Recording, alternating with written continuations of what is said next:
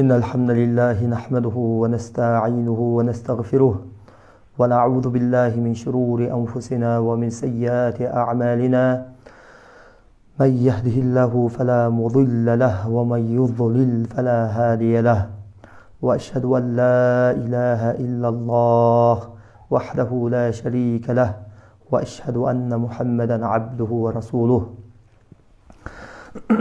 Allah subhanahu wa ta'alaga çeksiz maqtoolor, şükürler bolsun. Peygamberimiz Muhammed Mustafa sallallahu aleyhi ve sellemga, al kişinin üybölölerine, sahabalarına, jana bütkül mumun musulmanlarga Allah'ın salamı, jana salavatı bolsun. Assalamu aleykum ve rahmetullahi ve berekatuh. Hurmatly musulman agayınlar. Tüz efirimizi başlap aldık. Elhamdülillah. Bu efirde adatdagıday sizler menen 2 saat boyu birge bolobuz. Kudayım buyursa bu 2 saatin içinde algaç suroo jooptor menen başlayбыз. Bu suroo jooptorubuz 1 saatка değer ulanat. 1 saattan soň kийинки saatında jin orularga, sıyqır orularga, jana göz тийүү orularga karşı Kur'an ayatlarından jana Peygamber aleyhissalam'ın sünnetindeki dualar menen dem salabыз.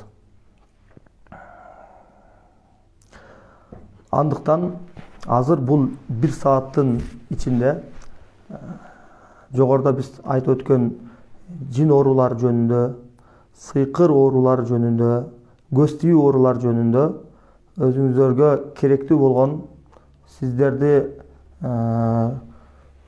кызыктырган суроолорду ушул түз эфирде кетип аткан видеонун астындагы комментарий бөлүмүнө жазсаңыздар болот суроолоруңуздарды. Биз Кудайым буйрса сиздердин суроолоруңуздун ар бирин окуп, бул жакта менин шеригим суроолоруңуздарды мага окуп берет. Ал суроолорду болсо мен колуман келишинче жооп бергенге аракет кыламын. Анан дагы бир токтоло кетейин. Рукуя экинчи саатында рукуя окуйбуз. Ал рукуя окулуп атканда мен сиздерден суранарым кунт менен аябай берилүү менен угуп турсаңыздар. Анткени рукуяда 2 нерсе шарт кылынат. Рукуя окуучу киши кунт менен берилүү менен окуш керек. Ошол эле учурда рукуяны өзүнө дем салдырууну каалаган киши дагы рукуя окуп аткан киши кандай кунт менен окуп жаткан болсо, ал дагы ошондой таризде кунт менен берилүү менен Алла Тааладан бир шифаны ниет кылган абалда угуп туруш керек. Мына ушул 2 шарт табылганда Алла Субхана ва Тааланын Кур'аны бизге шифа болот. Рукуячы алымдар тарабынан ушул 2 шарт коюлган. Рукуя жараяны болуп турган кезде сөзсүз шу 2 шарт табылыш керек. 2 шарт качан табылса, тактап айтканда рукуячы аябай ихлас менен, кунт менен, берилүү менен окулганда, окунуучу дагы, рукуя окуп жаткан киши дагы кунт менен, берилүү менен угуп жатканда Кур'андын таасири көбөйөт. Экөөнүн ихласына жараша. Эгерде рукуячы ихлас кылбаса, ихлас кылбай окуса, ниет кылбай, ниетинде ихластык, берилүү, жан дүйнөсү менен окубай калса, же болбосо рукуяны угуп жаткан киши рукуячы аябай ихлас менен окуса дагы, бирок рукуя окунуп аткан киши ихлас кылбай калса, анда 2 шарттын бир шарты 2 тараптын бир тарабында табылбагандыгы үчүн ошол шифа Кур'андын аяттарынын таасири азайып кетет, төмөндөп кетет. Ошондуктан бизге Кур'ан аяттары таасирлүү болуш үчүн Аллах Субхана ва Тааланын аяттары бизге таасирлүү болуп, дарттарыбызга шифа болуш үчүн аябай кунт менен, ихлас менен угуп турушубуз керек болот. Бул Кур'ан аяттары бир гана сыйкыр ооруларына, же жин ооруларына, же көз тийүү ооруларына гана эмес, бул аяттар бүтүндөй ооруларга шифа. Бунда татыш жок. Ал медициналык оору болобу, психикалык медицина тарабынан болобу айырмасы жок. Качан биз Курандан шифаны ниет кылып уксак, Куран аяттары бизге шифа болот иншалла. Бул экинчи саатыбызда биз окуй турган рукуяга байланыштуу, дем салууга байланыштуу талаптар болчу. Эми биринчи саатыбызда эмне биз суроолорго жооп беребиз. Түздөн түз жооп беребиз. Суроолор таштасаңыздар болот. Жин оорулар, сыйкыр оорулары жана көз тиүү оорулары жөнүндө. Эми суроолорго дагы бир өтөөрдөн алдын сиздерге бир нерсени айтып берсем. Буну көп жолу айтабыз, дагы айтышыбыз керек, анткени бизге жаңыдан кошулгандар ушул нерсени түшүнүп калышлыгы үчүн. Бул оору, сыйкыр оору же жин оору бул эң олуттуу оорулардан деп эсептелет. Эң оор оорулардан деп эсептелет. Бул ооруларда дагы бир тарабы, бул оорунун көптөгөн бир методдору жок. Айтайлык методдору дегенде көптөгөн бир тараптар жок. Аларга биз бул болбосо тиги тараптан колдонуп, тиги болбосо дагы бул тараптан пайдаланганга. Мисал үчүн бир адам ооруп калды дейlik. Баш оору, давление, же болбосо ушул сыяктуу бир оору. Эми ал ооруну айыктырыш үчүн кимдир бирөө доктурга барып дарыланат, кимдир бирөө таапка барып дарыланат. Тааптын методу дагы башкача, доктурдуку дагы башкача болушу мүмкүн. Дагы бирөө массаж жолу менен барышы мүмкүн. Дагы бирөө жана башка ушул сыяктуу. Эми рукуяда болсо сиз көптөгөн тараптарды тандай албайсыз. Бунда айыгыш үчүн, сыйкырдан арылыш үчүн бир эле жол бар. Азыркы күндө биз көрүп аткан бир эле жол. Ал жол кайсы десе, Куран аяттары менен, таква менен, адамдын ооруп аткан кишинин өзүнүн катуу, олуттуу аракети менен гана жеңесиз. Башка экинчи варианты же үчүнчү варианты жок. Демек, биринчи ооруну түшүнүп алышыбыз керек.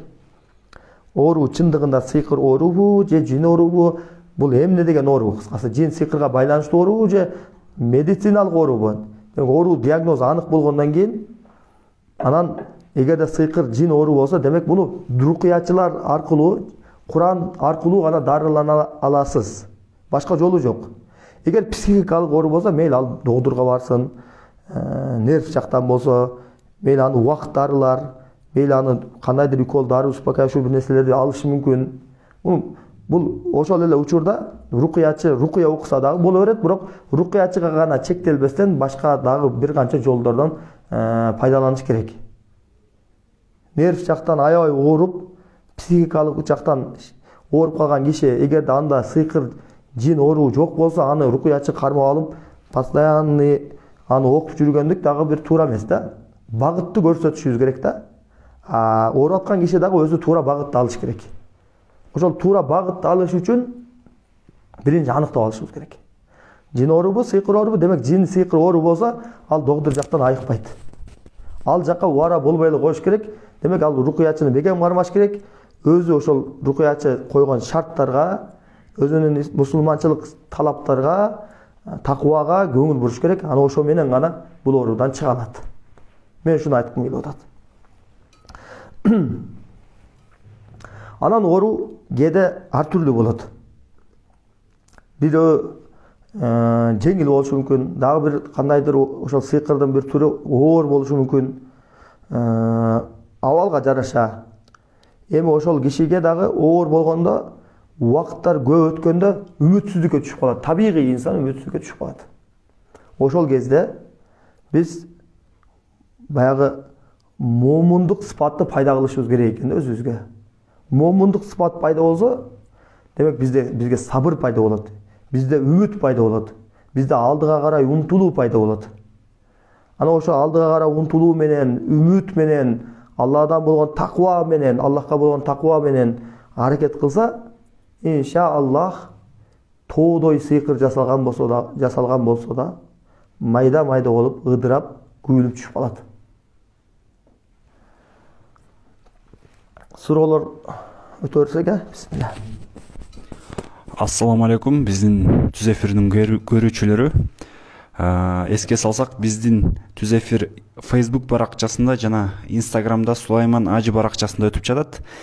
Facebooктан дагы, Instagramдан дагы суроолоруңуздарды берсеңиздер болот. Анан ушу биздин баракчаларга Facebooktан жана Instagramдан жазылып подписация кылып койгонду унутпаңыздар. Ошондо биринчи суроодон баштай берсек.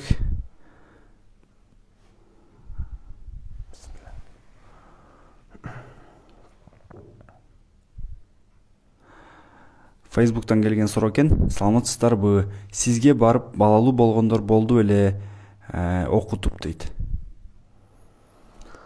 Саламатчылык. Ассаламу алейкум баарыңыздарга. Балалуу болбой аткан киши эмне кылуу керек? Албетте буну чараларын көрсө болот. Этикат жагынан айта турган болсок, биринчи перзентти ким берет десе Аллах Таала берет. Ырыскыны ким берет? Алла Таала берет. Жамандыкты да жакшылыкты да Алла Таала берет деген момундун бир ишеними бар, этикаты бар. Ар бирибиз мусулман болгондон соң ушинтип этикат кылууга тийишпиз. Эми эгер ушул нерсе болбой аткан болсо, ага аракет кылууга да шариятыбыз тыюу салбаган. Эми аракет кылуу кандай болот десе, ошол нерсе боюна бүтпөй аткан болсо, ошо бүтпөй аткандын бир себептерин медициналык жактан изилдөө жүргүзүш керек. Балким ал эркек тараптан болушу мүмкүн, балким аял тараптан болушу мүмкүн. Же экөөнүн да тең болушу мүмкүн. Эгер ошол себептерди аныктай алсак, медицина тармагы тарабынан болобу же башка тарабынан болобу, ошол болуп аткан көйгөйгө каршы күрөшүш керек. Эмне менен күрөшүш керек? Дары-дармек жана башка ушул сыяктуу. Эми медицина тараптан дагы баары жакшы болсо, эркек тараптан дагы, аял тараптан дагы, экөөнүн тең баары жакшы болсо, анда буну үчүнчүсү жин ооруу себептүү, сыйкыр себептүү дагы боюна бүтүрбөш үчүн тигилер, көз ачыктар ушундай сыйкырларды жасап, ошол нерсеге жетишкендиги биздин ушул убакыйлыкта жашообузда болуп атат. Эгер ошону рукуячы аркылуу аныктагандан кийин, анда аны рукуячыга окутуп, өзү дагы ошол жинди тазаланыш үчүн, сыйкырдан арылыш үчүн ошол рукуя илиминде коюлган талаптарга амал кылып, алардан арылса болот. Кээде Алла Таала бир бендесин сынашы мүмкүн. Перзентти бербей коюп сынашы мүмкүн. Такыр бербей коюп. Баары жакшы болсо деле. Рукуя жин сыйкыр тарабынан деле эч кандай оору жок, медицина тарабынан деле эч кандай экөөндө тең оору жок. Баары жакшы, бирок балалуу боло албайт. Ошентип сынашы мүмкүн да Аллах Таала. Ошол нерсени эсибизден чыгарбайлы. Анан кийин бир проблема болсо, ошол нерсеге аракет кылып себептерин кылышыбыз дагы сүннөт амалдардан. Ал эми кандай болгон тагдырда деле Аллахтан сурап дуа кылышыбыз керек. Бул биздин ишенимибизден келип чыга турган, ошол акыйдабыз, иманыбыздан талап кыла турган нерсе. Аллахты баланы рызкы катары Алла Таала бергендей, биз дагы Алла Таалага болгон жакындыгыбызды, Алла Тааладан болгон дуабызды кылышыбыз керек. Закария алейхиссалам карып калган эле. Аябай карып, бели ийилип, кемпири дагы карып, эми баягы жаш болот го, өлүмгө аз калды деген жаш. Ошондой бир жашта Алла Таала вахий кылды дагы, биз силерге сага бир перзент беребиз, бир гулам беребиз, бала көрөсүңөр. Я Раббым деди, таң калып ишенбей. Мен ушу карып картаң чал болуп калган болсом, белим бүкчөйүп калган болсо, кантип менде бала болсун деп Аллах Таала аны ушу кабар берип, бала көрдү. Аллах Таала кээде себептерге да карабай бала берип коюшу мүмкүн. Андыктан Алла Тааладан сураганды унутпайлы. Анан экинчи маселе, эгерде сыйкыр тарабынан көйгөй болуп аткан болсо, жин тарабынан болуп аткан болсо, демек аны тазалаш керек. Тазалагандан кийин балким Алла Таала сиздерге бир бала перзент бериши мүмкүн. Менин жашоомдо дагы бул нерсе болгон. Сихир менен ошол жин кирип кетип, атайын ушунун боюнда бүтүрбөстөн ошол нерсеге жол бербей жасалган сыйкыр экен. Сыйкырдан арылгандан кийин анда ушул перзенти болгон учур болду.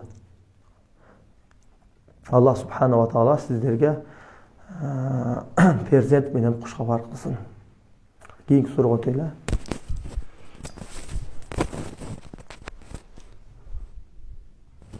Инстаграмдагы суроолорго өтсөк.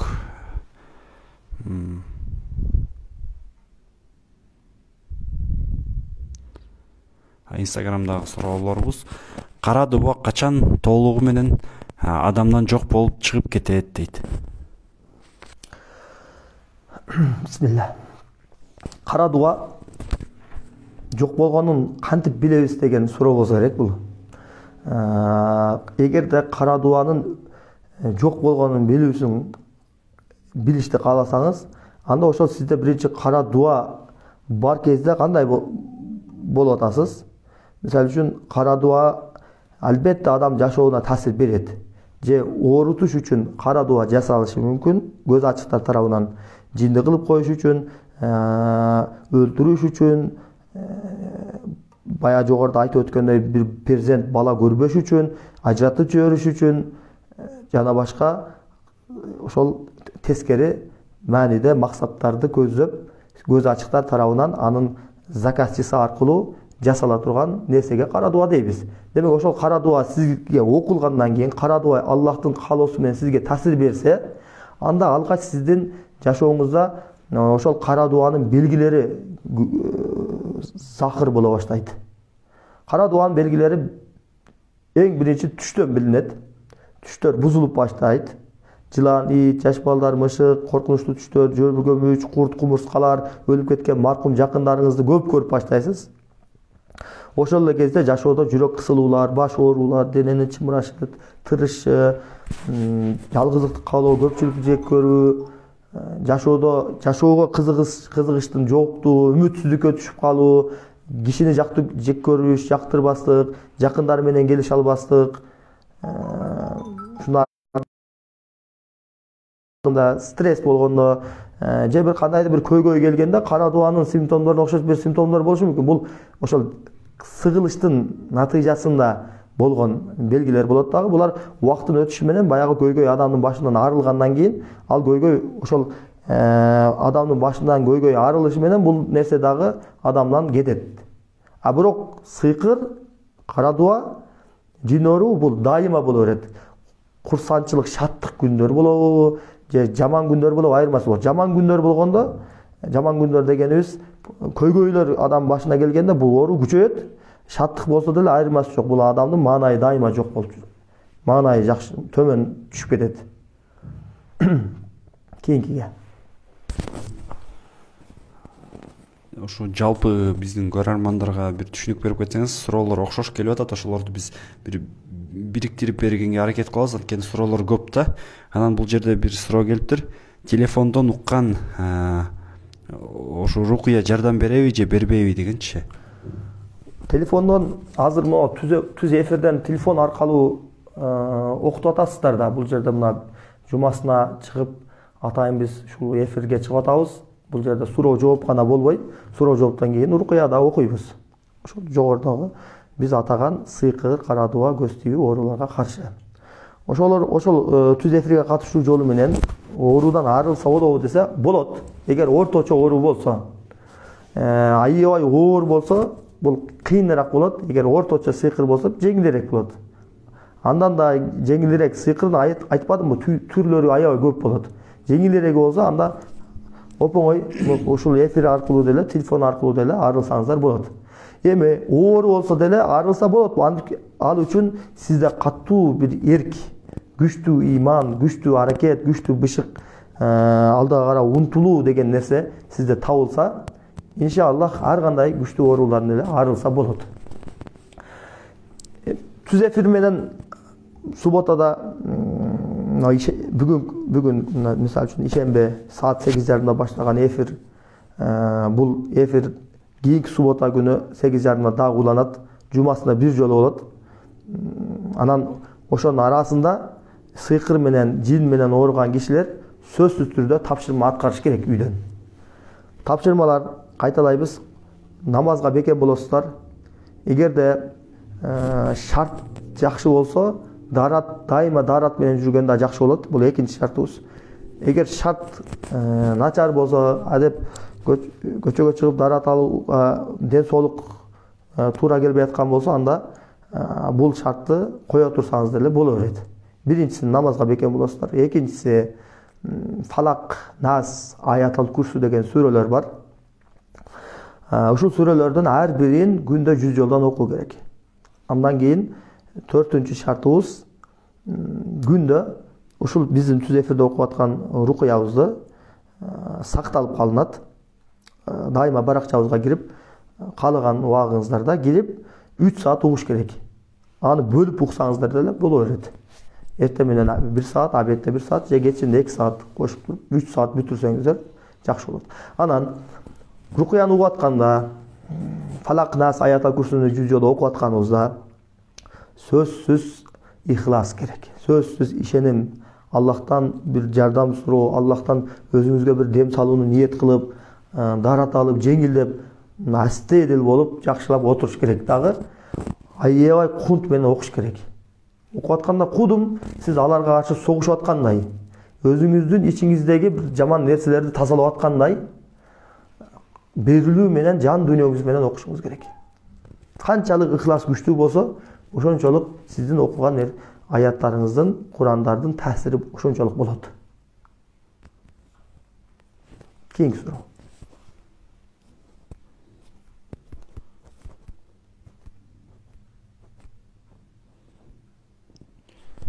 Facebook'тан келген суроолордон: арам сууну көп ичкен адамды туура жолго кантип салууга болот? Жин же сыйкыр аркылуу ичип токтото албай калгандар болобу? Токтогонго ниети бар, бирок токтой албай жүрөт. Кантип жардам бере аласыз? Арак деп атат, эми арам суу. Салам алейкум. Ичкилик, араккештик, ичкиликке көнүп калуу, булардан арылса болот. Ушул абалга араккеш деп атпайбызбы? Араккеш деген бул аябай көп ичкен кишиге айтылат. Мудмин хамрин деп коет арабтарда. Аябай ушул нерсеге баш оту менен кирип кеткен кишине айтылат. Ушундай учурда биз биринчи билип алышыбыз керек. Бул ушундай төмөн, ушундай араккештикке алып келген нерсе аны сыйкыр алып келдиби? Сыйкыр ушул абалга түшүрдүбү, же мунун өзүнүн жеңилтектигиби, чөйрөсүнүн жамандыгынан, начарлыгынан, бузукулугунан улам ошолор менен жүрүп, организмдин көнүп калышынан улам араккеч болуп калдыбы деген маселе турат да бул жерде. Эгерде бул денеси, организми ошол нерсеге көнүп калып, араккештикке берилип кеткен болсо, анда буну ошол наркологияга жаткырып, чөйрөсүн өзгөртүп, бул албетте араккешке кирип кеткен киши дайыма депрессияда жүрөт. Ошол көпчүлүк тарабынан чөйрөсүндөгүлөр бардыгы кадыр баркы деле түшүп кетет андай кишилердин. Эч ким тоотпой коет. Аягында ичкилик менен жүрөп, аягында өзүнүн баласы дагы сыйлабай коюшу мүмкүн болот. Аялы деле сыйлабай коет, жакындары деле, ага-инилери, ата-энеси баардык коомчулуктан чыгып калган адам болуп калат да. Ошондой учурда буга ушул жагдайдан арылыш үчүн ага биз ушундай чөйрөнү жаратып беришибиз керек болот. Кантип жаратып беребиз? Ал менен болгон мамилелерди аны басынтпай, ага жаман сөздөрдү айтпай, ага бир жакшы сөздөрдү айтып, позитивдүү сөздөрдү айтып, бир үмүттү пайда кылып, жүр намазга барып келели, даватка чыгып келели, мондай кылсаң жакшы болмок, балдарың чоңоюп атат, ке мен сен менен жакынмын, бир тууганмын, сен абалыңа мен чыдап тура албаймын, сени таштап койбоймун, сен менин жакынымсың деп бир туугандары киришсе, достору дагы башка жолдор менен достору дагы жардам бериш керек. Ата энеси дагы башка жолдор менен. Эгерде экономикалык жактан төмөн даражага түшүп кеткен болсо, ошол жагын деле кичине көтөрмөлөп жардам берип койсо, баягы адам демек мен бир жашоодо чөйрөдө бирөөгө керек экенмин да деген бир түшүнүк пайда болот дагы, ага бир үмүт пайда болушу мүмкүн да. Баягы арылганга кандайдыр күч пайда болот, эрк пайда болот. Ошол тарабынан кириш керек. Анан ичпей турган бир чөйрөнү жаратып бериш керек. Кантип? Ошол киши менен чогуу жүрүп, чогуу жумуш жасап, атайын ошого бир 4 ай, 5 ай жакындары убактын курбан кылыш керек. Дайыма алаксытып ошол нерсеге баргызбайчы, анткени могу дененин организми көнүп калгандан кийин ошол нерсеге чакыра берет да, сиңип кетет, ошол боорго сиңет, башкага сиңет. Анан ошол нерсени талап кылып, ичпесе кыжагалат болуп, кыжырланып, укуусу келбей, ушундай бир алкаш, баягы арак кеч адамдын табияты ошондой болуп калат. Демек ошону жалгыз койбош керек. Ошого аракет кылышыбыз керек. Анан бул нерсеге арак кечтикке аны ушул абалга түшүргөн нерсе, анда сыйкыр болсо, анда сыйкырды артканга жардам беришибиз керек. Сыйкыр менен кара дуба менен кантип арак кеч болуп кетет деп суроо пайда болушу мүмкүн да ушул жерде. Сыйкыр адам кара дуба укулуп калгандан кийин эң биринчи атака анын жүрөгүн кысат. Көңүлүн түшүрөт, маанайын кетирет.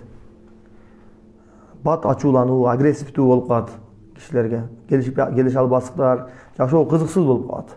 Такыр кызыксыз болуп калат. Эч кимди жактырбай калат. Бирөө жакшы сүйлөсө дагы жаман сүйлөгөндөй боло берет.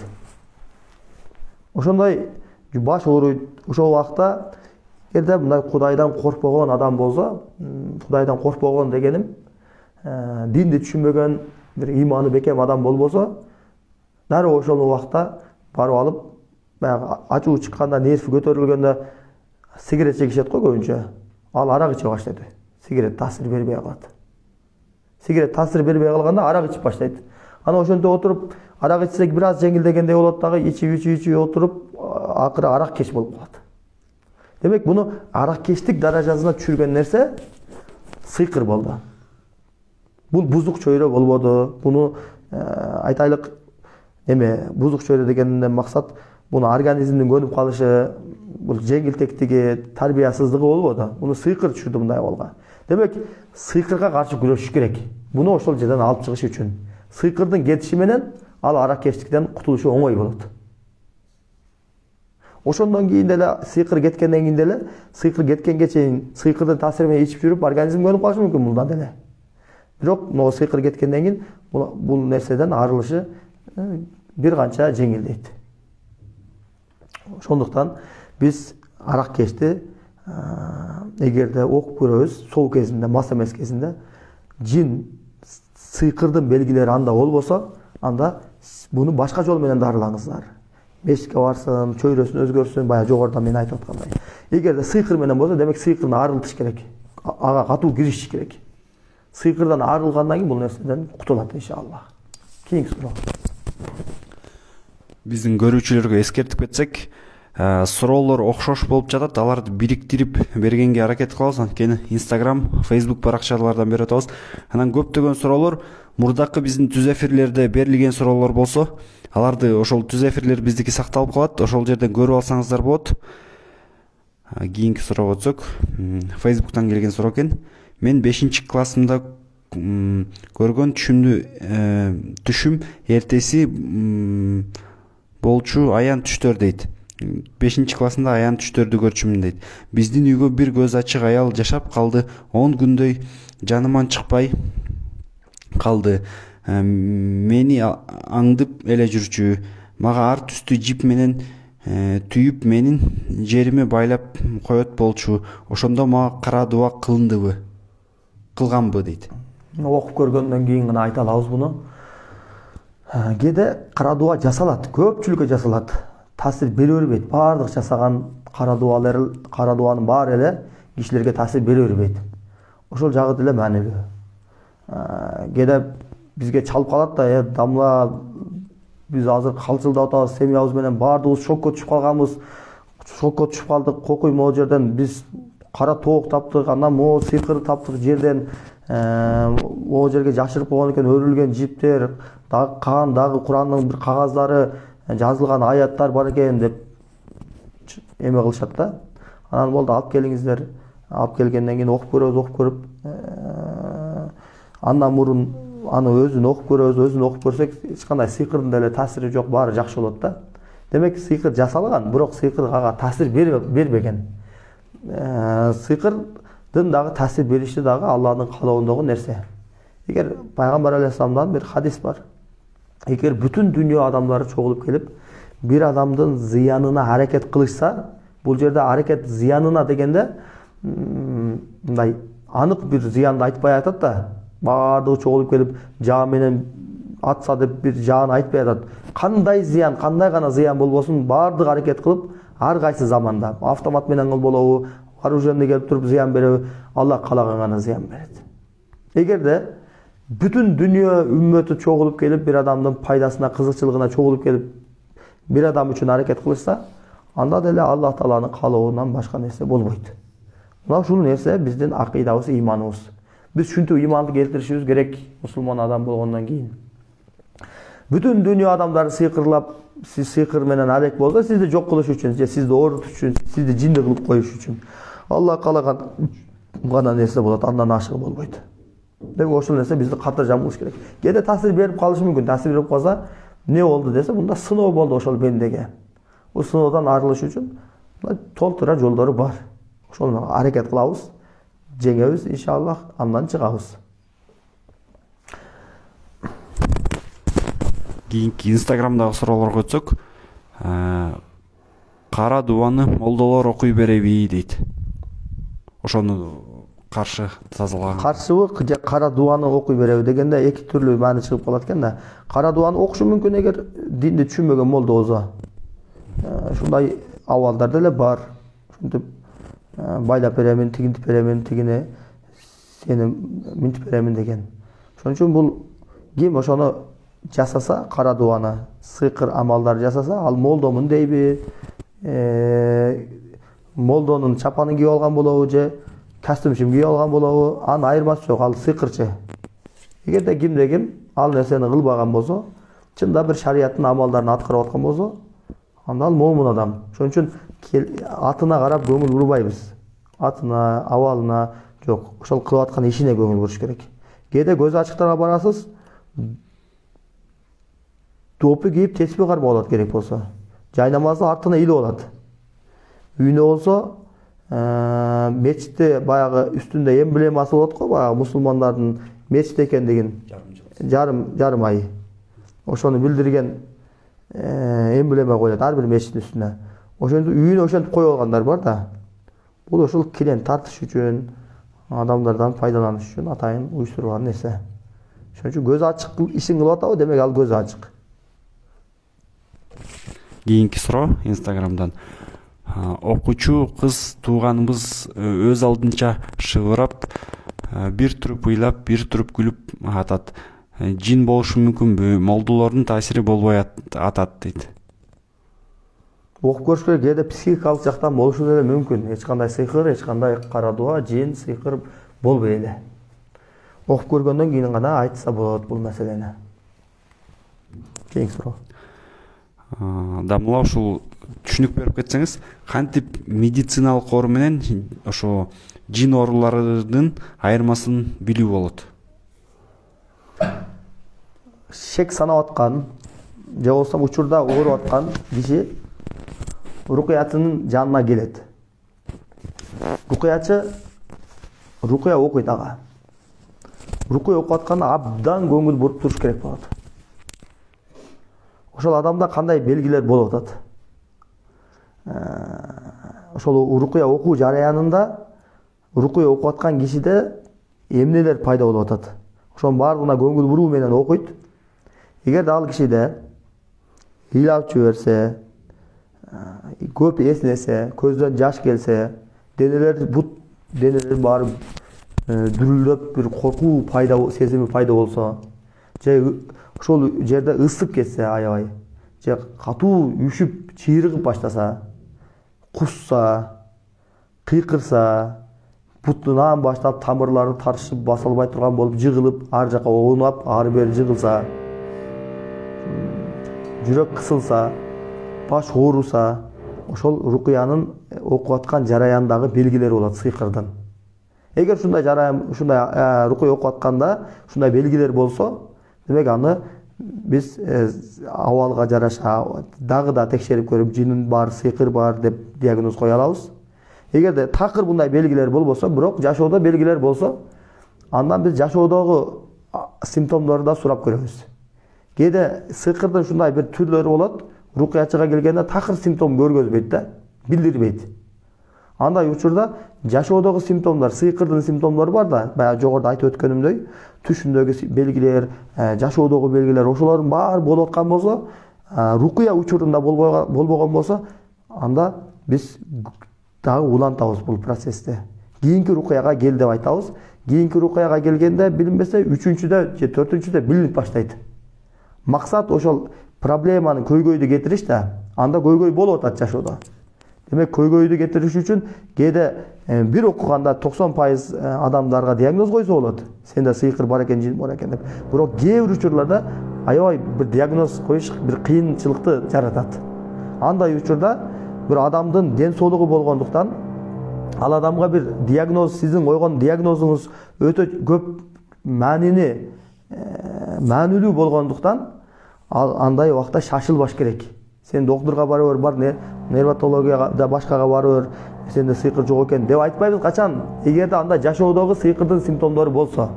Эгер жашоодо дагы симптомдор болбосо, келгенде шек санап келди, бирок окуп атабыз, симптом болбодубу? Бир окуганда эле, бир отурганда эле ага жооп бере беребиз. Жок, сенде сыйкыр да жок, жин да жок деп.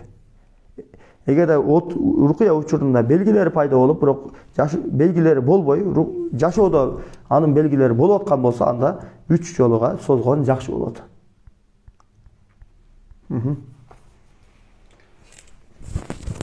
Бул жерде бир суроо келиптир Facebook'тан. Молдого барып окутканда жакшы жүрөм дейт, окутпай калсам эле сыгыла берем дейт. Демек, сиз молдого байланып калбаңыз да. Ошон үчүн молдо окуп аткан нерселер көп илимди талап кылбайт өзү. Рукуя деген өтө аз эле аяттар, анын жеңилирээк, орточо рукуя бар, шамиля деп коет, өз ичине алган баа чоң рукуя. Ошонун бир орточо рукуяны Куран алфавиттерин, арабтын тамгаларын үйрөнүү 1 ай жашоолуулар үчүн. Жаш киши болсо, аракет кылса 1 жумада үйрөнүп алса болот. 1 айда үйрөнүп алыңыз тамганы, кошо окуганды, анан дагы 2 ай аракет кылсаңыз 3 айда сиз Куранды окуй ала турган кишиге айланасыз. Анан рукуя аятты акырындык менен, күндө окуу менен 1 күнү жаттап аласыз. Ошону дайыма өзүңүз окуп жүрүңүз. Ошондо да жакшы болот иншаллах. Facebook'tan келген суроолордун. Саламатсызбы, менин балам эпилепсия болуп 6-класстан бери ооруйт деген окшойт. Жардам бере аласызбы дептир. Иншаллах жардам беребиз. Кийинки суроо.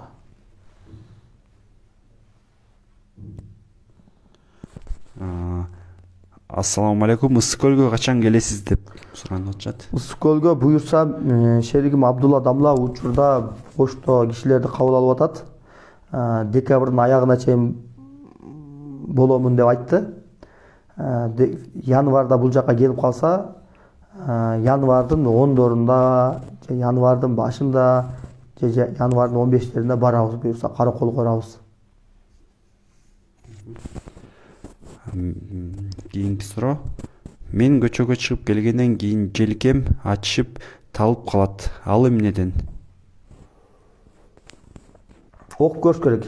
Анан окуганда дагы эч кандай сыйкыр сизде мындай оорулар болбосо, хижама жасатыңыз. Хижама абдан сонун жардам берет. Желке тырышканга, ооруганга. Кээде баягы дайыма таксист болуп жүргөндөр, дайыма бир жерде отуруп алып жумуш кылгандар, жазуу менен алек болгондор, көбүнчө ошо желкелери, моюн жактары тырышып, же суу өтүп калгандан болушу мүмкүн. Хижама эң сонун жардам берет иншаллах. Дамла, биздин көрүүчүлөрүбүзгө ушул негизи түш маселеси боюнча бир түшүндүрүп кетсеңиз жакшы болмок эле. Түштүн канча түрү бар, анан кайсыл түштөр аян түштөр, кайсыл түштөр баягы шайтан түштөр, кайсыл түштөр баягы рахмат түштөр дегендер жөнүндөчү.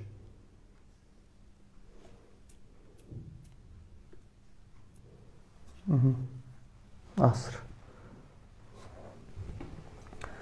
Түш жөнүндө бизге эң керектүү жактарын айтып кетейин.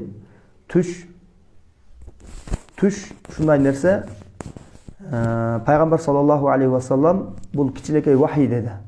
Кичинекей аян адамга ошол жашоосу жөнүндө алдын ала бериле турган бир аян деди. Бирок түш шайтаний түштөр да болот кээде. Бул аян болбойт, бул түш.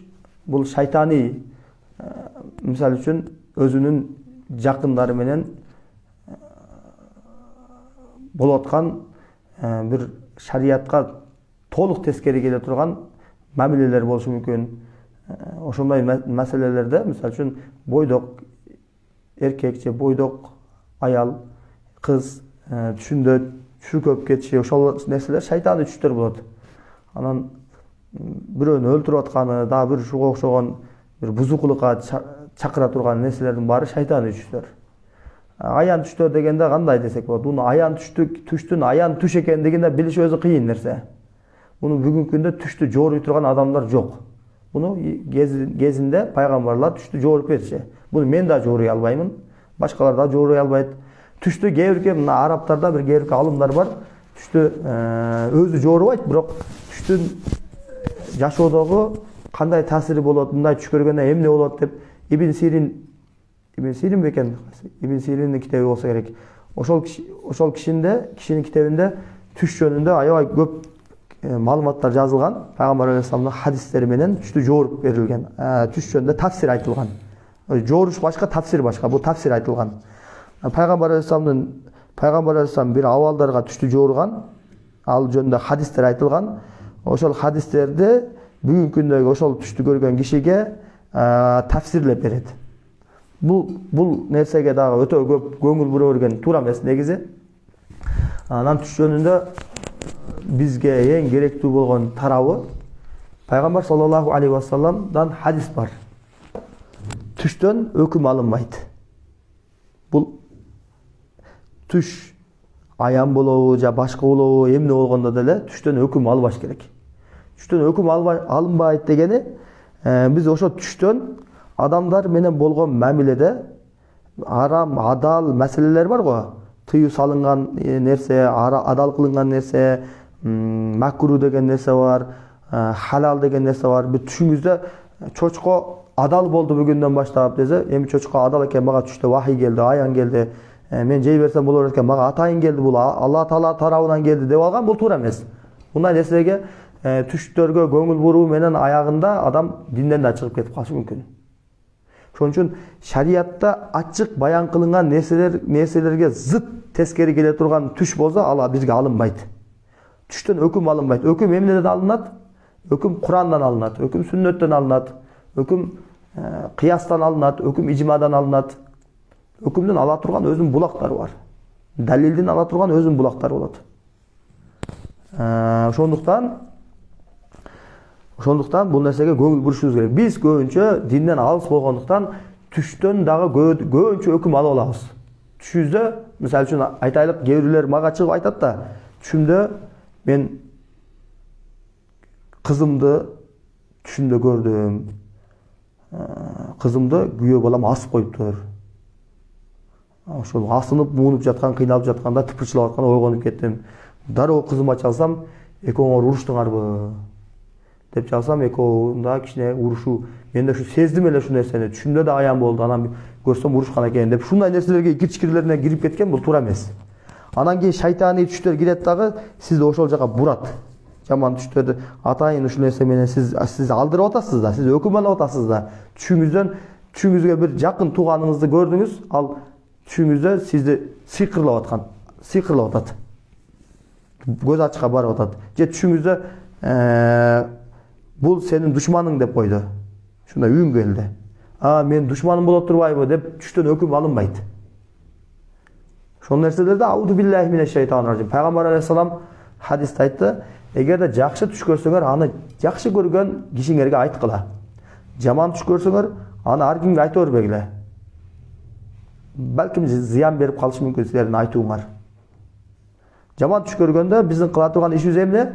Сол жагыбызга ауду биллахи минеш шайтанир ражим деп сүйлөп коюш керек сол жагыбызга. Ошол менен чектелебиз. Bir адам менен мамилени бүзүп коюу, bir адам менен мамилени менен жакын болуп кетүү, аны түштөн же bir адам душман көрүп калуу, же bir адамды ушундай bir жалганчыга чыгаруу, bir адамды bir дооматтын башына дооматтын туура деп тастыктоо түш аркылуу болбош керек. Бул мамилелер ага таасир бербеш керек түш. Инстаграмдагы Иншаллах кечиресиң. Иншаллах кийин Кудайым буйрса атайын bir эфир даярдайбыз, түз эфир. Түш жөнүндө кененирээк кылып, мындан да кененирээк кылып атайын чыгарып коймокчубуз. Анткени түш менен көпчүлүк ушул жашообузда түш себептүү толтура проблемалар чыгып атат да, толтура нерселер жаралып атат. Терс жака. Ушуну алдын алыш үчүн момун мусулмандарга bir эскертме катары түш жөнүндө bir баян уюштурабыз иншаллах. Инстаграмдагы суроолордон сыйкыр кандай максатта жасалганын билинеби? Мисалы ажыраштырыш үчүн же оорутуш үчүнбү, кантип билсе болот дейт. Ва алейкум ассалам. Аллах разы болсун. Жакшы суроо экен. Түш сыйкырдын максатын кантип билебиз десе, сыйкырдын максатын сыйкыр жасалган кишинин жашоосунан билебиз. Сыйкыр жасалган киши эгер өлтүрүш үчүн жасалган болсо, ал өлүмгө карай кетип аткан болот. Кулагына шуурайбы, сен өзүң өлтүр деп, же жүрөк кысылып өзүн өлтүргүсү келип, ошондо жаман ойлор пайда болобу? Ошол жактардан карап билсек болот. Ажыраштырыш үчүн жасалган болсо, баары жакшы. Экөө тең бири-бирине bir Алла Таала берген bir muhabbat менен күйөөгө чыкты, аны алды, үйлөндү, жашоо бардык тегиз сонун кетип атканда, кокусунан bir нерсе пайда болду, экөө бири-бирин жек көрүп калды, көргүсү келбейт. Ушу качып эле кеткиси келет. Бая үйдөн чыгып кеткенде bir рахат алгандай сезет өзүн. Ошондой абал болсо, демек буну ажыраштырыш үчүн жасалып тур бул сыйкыр деп айтабыз да. Эгерде аны окуганда, текшерип көргөнүбүздө сыйкыр бар болсо. Кеде банкрот болуш үчүн сыйкыр жасашат. Ал кандай болот? Аны кээ-бирки дамналар түшүнбөстөн ишиңди Алла жүргүзөт, бул тиешеси жок ал маселеге дейт. Бирок туура бул сөз ишти жүргүзүштү да, ишти алып коюу да, рызыкты көбөйтүп берүү, аз берүү деген Алланын колундагы нерсе. Бирок ошол адамдын иши жүрүп аткан ишине аны көрө албай аткан бир кишинин аракети менен көз ачыктын жолу аркылуу бул адамга көрө албастыктын негизинде сыйкыр жасалды. Эми ал сыйкыр таасир берди Алланын кудурети менен, каалоосу менен. Сыйкыр таасир бергенде ал кантип ал адамды банкрот кылат десе, ошол ишине болгон мухаббаты кетет ал кишинин. Ошол ишти сүйбөй калат. Ошол жумушуна барганда жүрөк кысылат, кускусу келет, адамдар менен сүйлөшкүсү келбей калат, колунда жумушчулар менен мамиле жасабай коет. Ал ошол жол менен буну банкрот кылат баягы адамды. Бул ушул үчүн жасалды деп айтабыз андай учурда. Кийинки суроого өтсөк, аял кишиге барып сыйкырды тазалатса болобу? Ушул рукуячы аял киши болсо болот шариятыбызда. Рукуячы дегени дагы тактап айтып кетейин. Куран аяттары менен Пайгамбар алейхиссаламдын сүннөтүндөгү дуалар менен дем салган кишиге рукуячы дейилет. Ошол рукуячы аял киши болушу мүмкүн, же эркек киши болушу мүмкүн. Бирок эгер рукуячы аял киши болсо, анда кабыл алуу маселелерде дагы эркек кишиники менен бирдей болбойт. Ал аял киши болсо эркек кишини окуганга бир шариятыбыздын адеп ахлактарына туура келбейт. Намахрам эркектер анткени ал учурда кос болуп кетет, өзүн билбей калган учурлар болот. биз айтабыз, аял киши дагы жини аябай оор болсо, жалгыз абалда жалгыз эркек кишиге окутпайт, харам болот. Анткени хилват деген нерсе бар, хилват харам.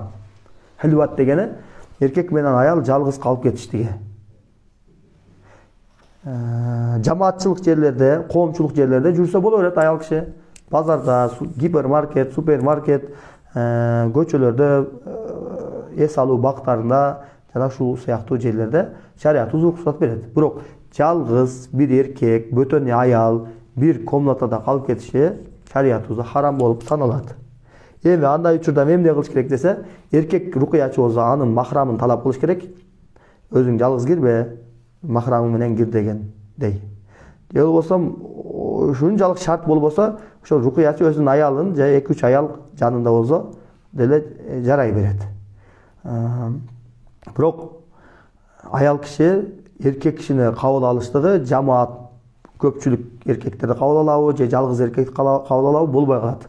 Өзүнүн махрамдарын рукуя окуса болот, же аял кишилерди гана рукуя окуса болот. Аял кишилерге гана. Кийинки суроого өтсөк, мага көз тийген экен. Көз тийгенде киши семирбейт дейт. Ошол чынбы? Аны кантип кетирсе болот?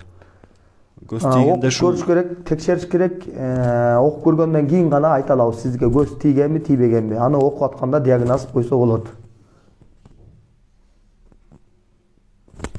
Негизи ушул көз тийгенде киши семирип кетип же арыктап кетүү болушу мүмкүнбү? Мүмкүн. Мүмкүн деп айтабыз андайда. Канча болду? 10 мүнөт бар. 10 мүнөт. Дагы бир сурообуз бар экен Facebook'тан. Мени ар дайым аркаман бирдеме ээрчип жүргөндөй болот. Мен да сезем. Жыл сайын ушундай неге болот? Окутуңуз, сизге окутууну сунуштайбыз. Окуганда бул билинет. Эгер кайдыгер карап жүрө берсеңиз, кийин күчөйүп кетет.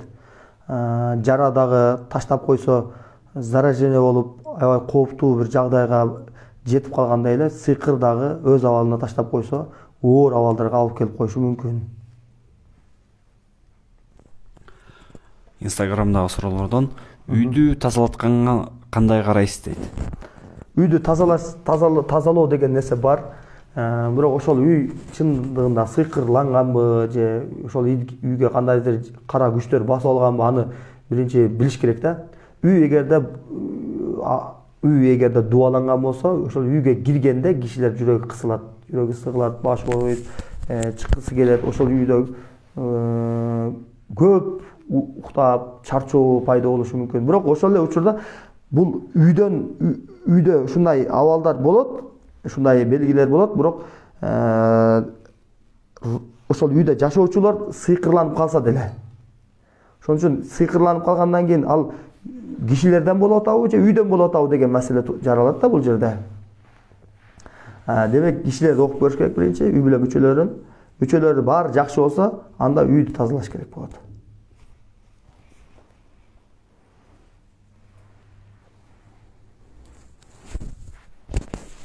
Бул жакта окшош суроолор бар экен.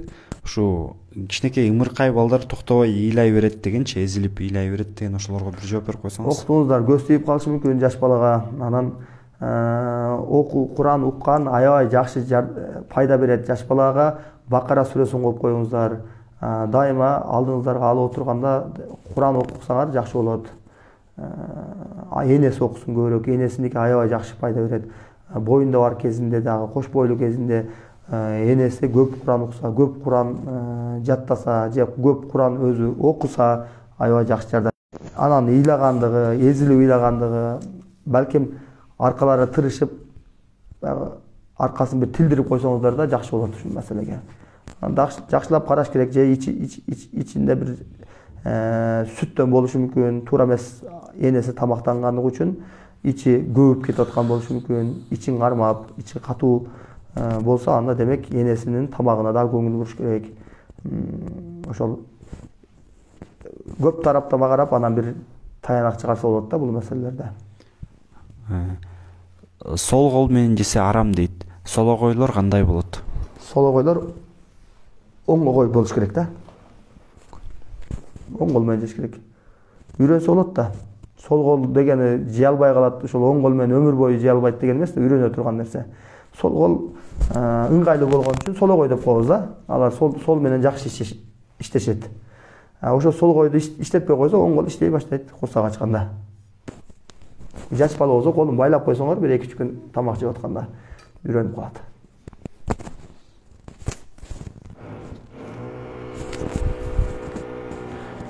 Вакыт болду окшойт э? Ана бисмилла. Урматтуу мусулман агайнелер, иншаллах 1 саат суроо жоопубуз бүттү. Кудай буйрса бул саат суроо жооптон кийин дайыма биз рукуй окуйбуз. Жогоруда биз сиздер менен сүйлөшкөн сыйкыр, кара дуа, жин, көз түйүү жана ушул ооруларга байланыштуу болгон бардык ооруларга учурда азыр дем салабыз. Бир гана сыйкыр, жин ооруларга гана эмес, балким медициналык ооруларга, учур депрессия болуп аткан, стресс болуп аткан мусулман агайнелерибиз дагы ушул эфирге катышса болот биз менен. Иншаллах биз рукуй окуйбуз. Рукуяда окуп атканда сиздерден жогоруда мен айтып өткөндөй шарттар сиздерден талап кылынат. Кунт менен, берилүү менен, аябай мындай Аллахка болгон шифаны тилөө, шифа суроо менен отуруңуздар. Ичиңиздерден бир Куран аяттардан бир кайталабаңыздар. Жалаң гана угуу керек, укканда берилүү менен, жан дүйнөбүз менен угушубуз керек. Канчалык берилүү менен, кунт менен уксак, бизге иншаллах окулуп аткан аяттардын да таасири ошончолук болот. Андыктан башка нерселерди ойлобойбуз. Куранды гана угуп турабыз, Куранды гана укканга аракет кылабыз. Азыр ошол бир аз убакыт берейин мейли. Биздин баракчабызга кошула электер болсо подписаться басып коюңуздар. Инстаграмдагыларга дагы ошол башкаларга таратып койсоңуздар, бөлүшүп койсоңуздар, нравится басып койсоңуздар. Анткени ушул Facebooktун тартиби ошондой экен. Нравится басылса, ошол поделиться кылынса көп таралат экен. Сиздерден сураныч таратып койсоңуздар, бизге кошулуп койсоңуздар.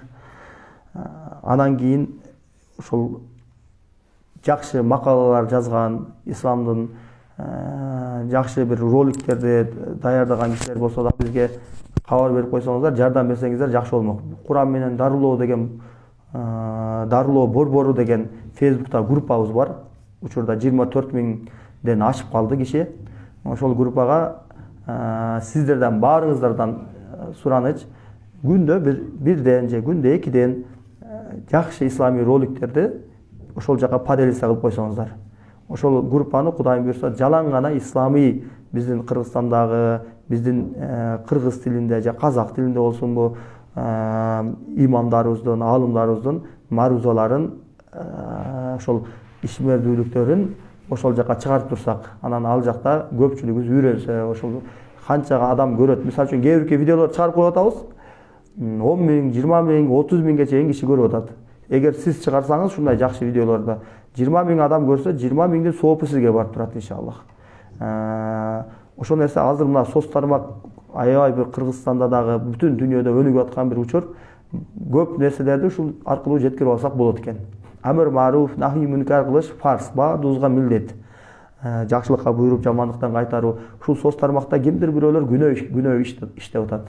Күнөөгө батып атат. Кимдир бирөөдүн тозокко кирип кетишине шу соц тармактары себепчи болушу мүмкүн. Бирок кимдир бирөөлөрдүн жаннатка кирип кетишине шу соц тармактары себепчи болушу да мүмкүн. Демек буну туура жака пайдалансак да болот, туура эмес жака пайдалансак да болот. Туура жака пайдалансак сооп алабыз, шарият арам кылган жака пайдалансак анда бул нерсеге күнөө алабыз, акыретте жаза алабыз. Алла өзү сактасын. Келиңиздер биз жакшылыкка себепчи бололу. Кээ бир адамдар сиздин бир пост чыгарганыңыздан же бир нерсени бир поделиться кылып бөлүшүп койгонуңуздан улам бир адам хидаяттанып калса, ошол адам динди түшүнүп калса, сизге Пайгамбар саллаллаху алейхи ва саллям айтты: "Хайрун мин хумурин на'ам." Кызыл төөлөрдөн жакшы, үйрү төөлөрдөн да жакшыраак деди. 2007-жылы ошол дамналарыбыз менен кызыл төөнүн ошол араб жергесинде ошол хадис айтылган учурдагы динар менен өлчөнгөн баасын бүгүнкү долларга 2007-жылдагы доллар менен эсептегенде 30 миң долларга тең келет экен бир кызыл төөнүн аркы. Эми бир адамдын хидаяттанышына себепчи болгон кишинин кыяматта акыретте ала турган сообу хайрун мин хумурин на'ам деп атат Пайгамбар алейхиссалам. кызыл төөлөрдөн да жакшыраак. Караңыздар канчалык сооп. Андай эмесе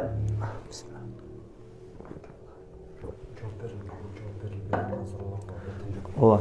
Жооп берилбей калып кеткен суроолорго иншаллах эртең жазуу түрүндө жооп берип коебуз баарыңыздарга. Эч кайсы суроолор жоопсуз калбайт. Кудайым буйрса биз сөзсүз эртең карайбыз же бүгүн ар бир суроолорго жооп берип кетебиз. Аллах субхана ва таала баарыңыздардан ыраазы болсун. Ыйманыңыздарды бекем кылсын. Ооруп аткандарга Аллахым өзү шифасын берсин.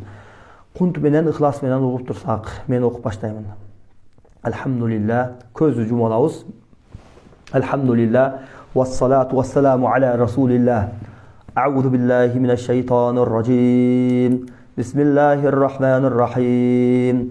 Alhamdulillahi rabbil alamin. Ar-Rahmanir Rahim. Maliki yawmiddin. إياك نعبد وإياك نستعين اهدنا الصراط المستقيم صراط الذين أنعمت عليهم غير المغضوب عليهم ولا الضالين بسم الله الرحمن الرحيم ألف لام ميم ذلك الكتاب لا ريب فيه هدى للمتقين الذين يؤمنون بالغيب ويقيمون الصلاة ومما رزقناهم ينفقون والذين يؤمنون بما أنزل إليك وما أنزل من قبلك وبالآخرة هم يوقنون أولئك على هدى من ربهم وأولئك هم المفلحون بسم الله الرحمن الرحيم واتبعوا ما تتلو الشياطين على ملك سليمان وما كفر سليمان ولكن الشياطين كفروا يعلمون الناس السحر وما أنزل على الملكين ببابل هاروت وماروت وما يعلمان من أحد حتى يقولا إنما نحن فتنة فلا تكفر فيتعلمون منهما ما يفرقون به بين المرء وزوجه وما هم بضارين به من أحد إلا بإذن الله ويتعلمون ما يضرهم ولا ينفعهم ولقد علموا لمن اشتراه ما له في الآخرة من خلاق ولبئس ما شروا به أنفسهم لو كانوا يعلمون بسم الله الرحمن الرحيم وإلهكم إله واحد لا إله إلا هو الرحمن الرحيم إن في خلق السماوات والأرض واختلاف الليل والنهار والفلك التي تجري في البحر بما ينفع الناس وما أنزل الله من السماء من ماء فأحيا به الأرض بعد موتها وبث فيها من كل دابة وتصريف الرياح والسحاب المسخر بين السماء والأرض لآيات لقوم يعقلون بسم الله الرحمن الرحيم الله لا إله إلا هو الحي القيوم لا تأخذه سنة ولا نوم له ما في السماوات وما في الأرض من ذا الذي يشفع عنده إلا بإذنه يعلم ما بين أيديهم وما خلفهم ولا يحيطون بشيء من علمه إلا بما شاء وسع كرسيه السماوات والأرض ولا يؤوده حفظهما وهو العلي العظيم لا إكراه في الدين قد تبين الرشد من الغي فمن يكفر بالطاغوت ويؤمن بالله فقد استمسك بالعروة الوثقى لا انفصام لها والله سميع عليم. الله ولي الذين آمنوا يخرجهم من الظلمات إلى النور والذين كفروا أولياؤهم الطاغوت يخرجونهم من النور إلى الظلمات أولئك أصحاب النار هم فيها خالدون. بسم الله الرحمن الرحيم. آمن الرسول بما أنزل إليه من ربه والمؤمنون كل آمن بالله وملائكته وكتبه ورسله لا نفرق بين أحد من رسله وقالوا سمعنا وأطعنا غفرانك ربنا وإليك المصير. لا يكلف الله نفسا إلا وسعها لها ما كسبت وعليها ما اكتسبت ربنا لا تؤاخذنا إن نسينا أو أخطأنا ربنا ولا تحمل علينا إصرا كما حملته على الذين من قبلنا ربنا ولا تحملنا ما لا طاقة لنا به واعف عنا واغفر لنا وارحمنا أنت مولانا فانصرنا على القوم الكافرين. بسم الله الرحمن الرحيم. شهد الله أنه لا إله إلا هو والملائكة وأولو العلم قائما بالقسط لا إله إلا هو العزيز الحكيم. إن الدين عند الله الإسلام وما اختلف الذين أوتوا الكتاب إلا من بعد ما جاءهم العلم بغيا بينهم فمن يكفر بآيات الله فإن الله سريع الحساب. بسم الله الرحمن الرحيم.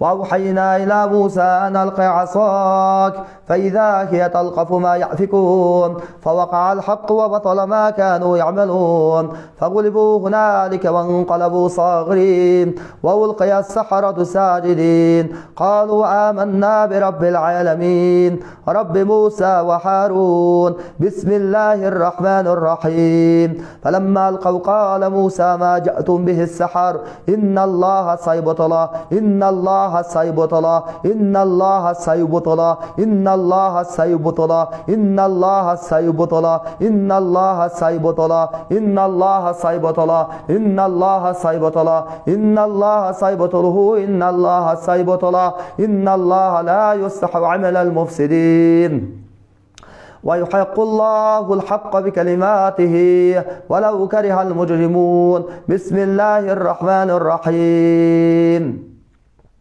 قل يا أيها الكافرون لا أعبد ما تعبدون ولا أنتم عابدون ما أعبد ولا أنا عابد ما عبدتم ولا أنتم عابدون ما أعبد لكم دينكم ولي دين. بسم الله الرحمن الرحيم. قل هو الله أحد الله الصمد لم يلد ولم يولد ولم يكن له كفوا أحد. قل أعوذ برب الفلق من شر ما خلق ومن شر غاسق إذا وقب ومن شر النفاثات في العقد ومن شر حاسد إذا حسد. قل أعوذ برب الناس ملك الناس إله الناس من شر الوسواس الخناس الذي يوسوس في صدور الناس من الجنة والناس. بسم الله الرحمن الرحيم. وقل جاء الحق وزهق الباطل إن الباطل كان زهوقا إن الباطل كان زهوقا إن الباطل كان زهوقا إن الباطل كان زهوقا. وننزل من القرآن ما هو شفاء ورحمة للمؤمنين ولا يزيد الظالمين إلا خسارا. بسم الله الرحمن الرحيم.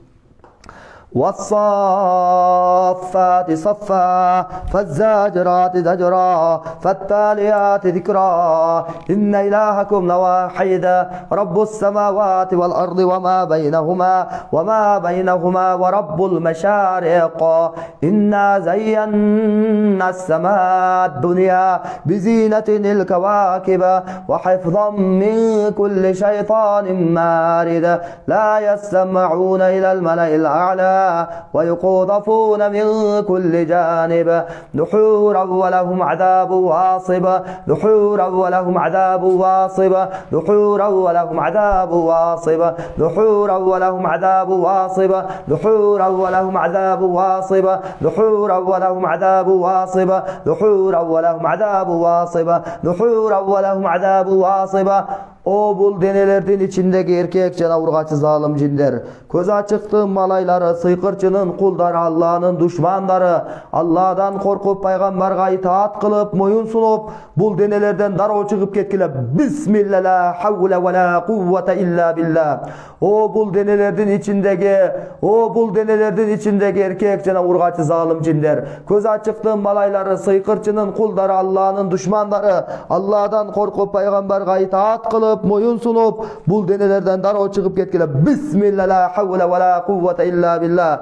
O bul denelerden içindeki erkek jana urgaçı zalim jinler, köz açıktı malaylары, sıyqırçının kulları, Allah'ın düşmanları, Allah'dan korkup paygambarga itaat kılıp moyun sunup bul denelerden daroo çıkıp ketkile. Bismillah, la havle ve la kuvvete illa billah.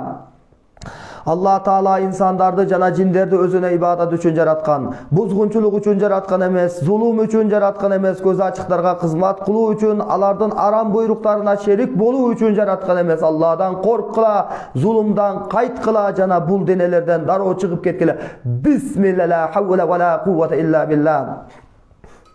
Allah'ın hükmü menen bul denelerdeki köz açık sıyqırçı bakşılar tarafından jasalgan, jedirilgen, içirilgen sıyqırlar, kömülgön, çaçılgan sıyqırlar, baylangan jana örülgön sıyqırlar batıl bolsun, jokko çıksın, jansın. Bismillah, la havle ve la kuvvete illa billah. La havle ve la kuvvete illa billah. La havle ve la kuvvete illa billah. La havle ve la kuvvete illa billah. La havle ve la kuvvete illa billah. أعوذ بالله من الشيطان الرجيم بسم الله الرحمن الرحيم الحمد لله رب العالمين الرحمن الرحيم مالك يوم الدين إياك نعبد وإياك نستعين اهدنا الصراط المستقيم صراط الذين أنعمت عليهم غير المغضوب عليهم ولا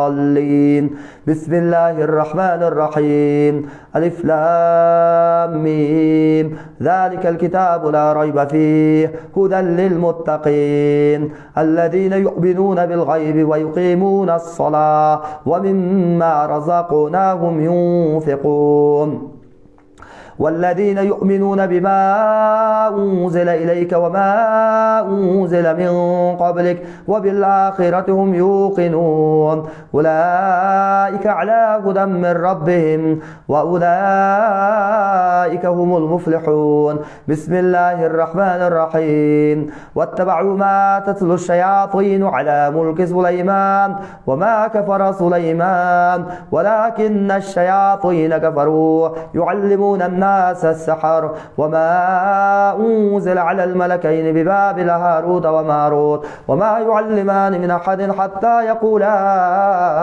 إنما نحن فتنة فلا تكفر فيتعلمون منهما ما يفرقون به بين المرء وزوجه وما هم بضارين به من أحد إلا بإذن الله ويتعلمون ما يضرهم ولا ينفعهم ولقد علموا لمن اشتراه ما له في الآخرة من خلاق ولبئس ما شرون بسم الله الرحمن الرحيم وإلهكم إله واحد لا إله إلا هو الرحمن الرحيم إن في خلق السماوات والأرض واختلاف الليل والنهار والفلك التي تجري في البحر بما ينفع الناس وما أنزل الله من السماء من ماء فأحيا به الأرض بعد موتها وبث فيها من كل دابة وتصريف الرياح والسحاب المسخر بين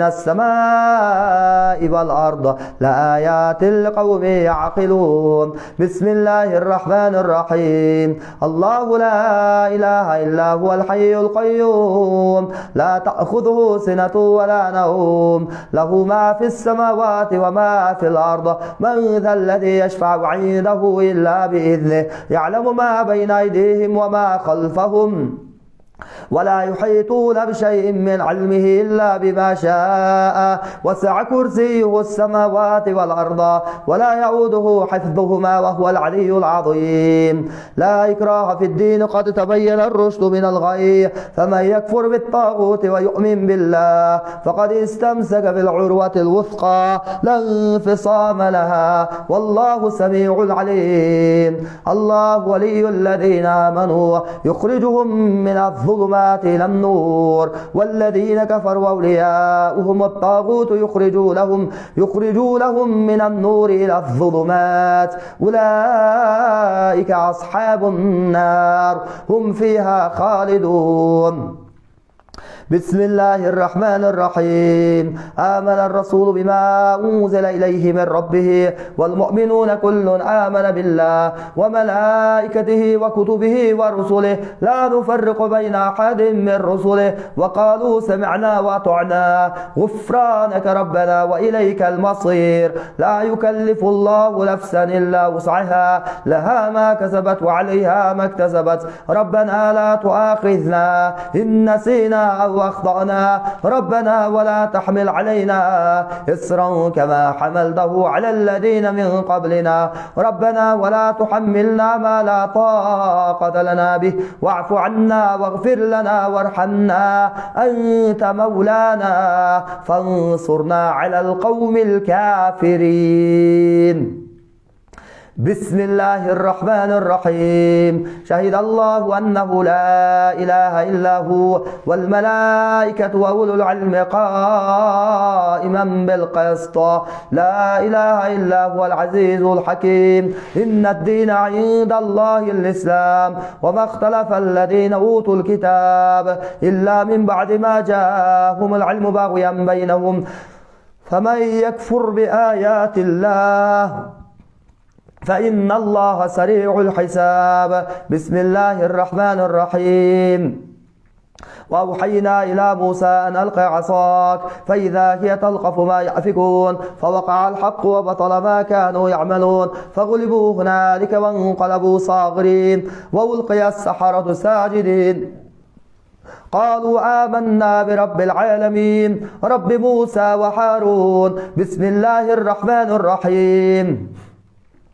فلما ألقوا قال موسى ما جئتم به السحرة إن الله سيبطله إن الله سيبطله إن الله سيبطله إن الله سيبطله إن الله سيبطله إن الله سيبطله إن الله سيبطله إن الله سيبطله إن الله سيبطله إن الله سيبطله إن الله سيبطله إن الله سيبطله إن الله لا يصلح عمل المفسدين ويحق الله الحق بكلماته ولو كره المجرمون. بسم الله الرحمن الرحيم. قل أعوذ برب الفلق من شر ما خلق ومن شر غاسق إذا وقب ومن شر النفاثات في العقد ومن شر حاسد إذا حسد.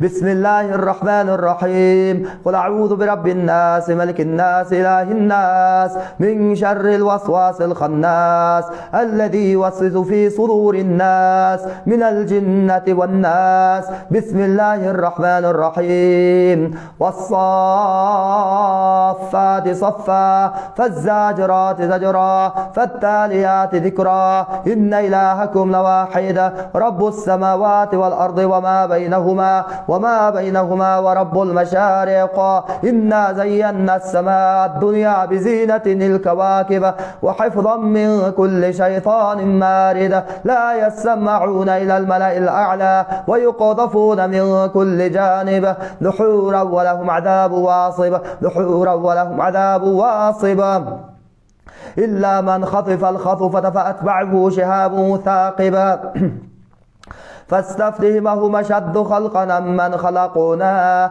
إنا خلقناهم من طين لازب بل عجبت ويسخرون وإذا ذكروا لا يذكرون وإذا رأوا آية يستسخرون وقالوا إن هذا إلا سحر مبين بسم الله الرحمن الرحيم والصافات صفا فالزاجرات زجرا فالتاليات ذكرا إن إلهكم لواحد رب السماوات والأرض وما بينهما ورب المشارق إنا زينا السماء الدنيا بزينة الكواكب وحفظا من كل شيطان مارد لا يسمعون إلى الملأ الأعلى ويقذفون من كل جانب دحورا ولهم عذاب واصب دحورا ولهم عذاب واصب دحورا ولهم عذاب واصب دحورا ولهم عذاب واصب إلا من خطف الخطفة فأتبعه شهاب ثاقب فاستفتهمهم أشد خلقا من خلقنا إنا خلقناهم من طين لازب بل عجبت ويسخرون وإذا ذكروا لا يذكرون وإذا رأوا آية يستسخرون وقالوا إن هذا إلا سحر مبين بسم الله الرحمن الرحيم والصافات صفا فالزاجرات زجرا فالتاليات ذكرا إن إلهكم لواحد رب السماوات والأرض رب السماوات والأرض وما بينهما ورب المشارق إنا زينا السماء الدنيا بزينة الكواكب دحورا ولهم عذاب واصب دحورا ولهم عذاب واصب إلا من خطف الخطفة فأتبعه شهاب ثاقب فاستفتهمهم أشد خلقا من خلقنا إنا خلقناهم من طين لازب بل عجبت ويسخرون وإذا ذكروا لا يذكرون وإذا رأوا آية يستسخرون وقالوا إن هذا إلا سحر مبين بسم الله الرحمن الرحيم يا معشر الجن والإنس إن استطعتم أن تنفذوا من أقطار السماوات والأرض فانفذوا لا تنفذون إلا بسلطان فبأي آلاء ربكما تكذبان بسم الله الرحمن الرحيم يا معشر الجن والإنس إن استطعتم أن تنفذوا من أقطار السماوات والأرض فانفذوا لا تنفذون إلا بسلطان فبأي آلاء ربكما تكذبان بسم الله الرحمن الرحيم والصافات صفا فالزاجرات زجرا فالتاليات ذكرا إن إلهكم لواحد رب السماوات والأرض وما بينهما ورب المشارق إنا زينا السماء الدنيا بزينة الكواكب وحفظا من كل شيطان مارد لا يسمعون إلى الملأ الأعلى ويقذفون من كل جانب دحورا ولهم عذاب واصب دحورا ولهم عذاب واصب دحورا ولهم عذاب واصب دحورا ولهم عذاب واصب دحورا ولهم عذاب واصب دحورا ولهم عذاب واصب دحورا ولهم عذاب واصب دحورا ولهم عذاب واصب O bul denelerden içindeki erkek cana vurgaçsız zalim cinler. Көз açıktı malayları sıyqırçının kulları Allah'ın düşmanları Allah'dan korkup peygamberga itaat kılıp moyun sunup bul denelerden daro çıkıp ketkiler. Bismillah la havle ve la kuvvete illa billah. Bismillah la havle ve la kuvvete illa billah. Allah Taala insandardı cana cinderdi. Özüne ibadat üçün yaratkan, özüne ibadat üçün yaratkan, buzgunçuluk üçün yaratkan emes, zulüm üçün yaratkan emes, көз açıklarga hizmet kılуу üçün yaratkan emes. Allah'dan korkula, zulümden kayıt kıla cana bul denelerden çıkıp ketkile. Bismillah la havle ve la kuvvete illa billah. Allah Taala zulum amalın insanlarga da jinderge de aram kılgan. Kur'an'ın bir kança ayatları zulumdun aram ekendigine açık dalalat kılat. Zulum Allah Teala tarafından aram kılında. Resulullah sallallahu aleyhi ve sellem özünün ümmetine ittaqu zulma fe inne zulma zulmatun yevmel kıyama. Zulumdan özüngörde sakta kıla, büröge zulum kılıudan tıyıl kıla. Antkeni zulum kıyamatta ahirette zalim üçün zulumat bolup kelet dedi. Baksızlık, cehennem, o't, karangılık bolup kelet dedi Peygamber aleyhisselam. Allah subhanahu wa ta'ala hadisi kudsiyde bunday deydi: men zulumdu eng obolu özüm üçün aram kıldım. Keyin silerden arаңарda, insanlar menen insanlardan arasında, jinler menen jinlerden arasında Allah Taala zulumdu aram kılgan. Allah'dan korkula, zulumdan kaytkıla, jana bul denelerden çıkıp ketkile. Bismillah, la havle ve la kuvvete illa billah. Allah'ın hükmü menen bul denelerdeki köz açık sıykırçı bakçılar tarafından jasalgan, jedirilgen, içirilgen, kömülgön, jana çaçılgan, baylangan, jana tüyülgön sıykırlar batıl bolsun, jokko çıksın. Bismillah, la havle ve la kuvvete illa billah. Kimdin baş orup atkan bolsa başına oң kolun koyup alsın orup atkan jagına. Bul çeti orup atkan bolsa bul çetine, tigi çetine orup atkan bolsa tigi çetine koyup alıp kunt menen uğun ulansın. Egerde jürögü orup atkan bolsa jürögüne kolun koyup alsın. İhlas menen көздү жумган абалда угуну улантабыз. أعوذ بالله من الشيطان الرجيم. بسم الله الرحمن الرحيم. الحمد لله رب العالمين الرحمن الرحيم مالك يوم الدين إياك نعبد وإياك نستعين اهدنا الصراط المستقيم صراط الذين أنعمت عليهم غير المغضوب عليهم ولا الضالين.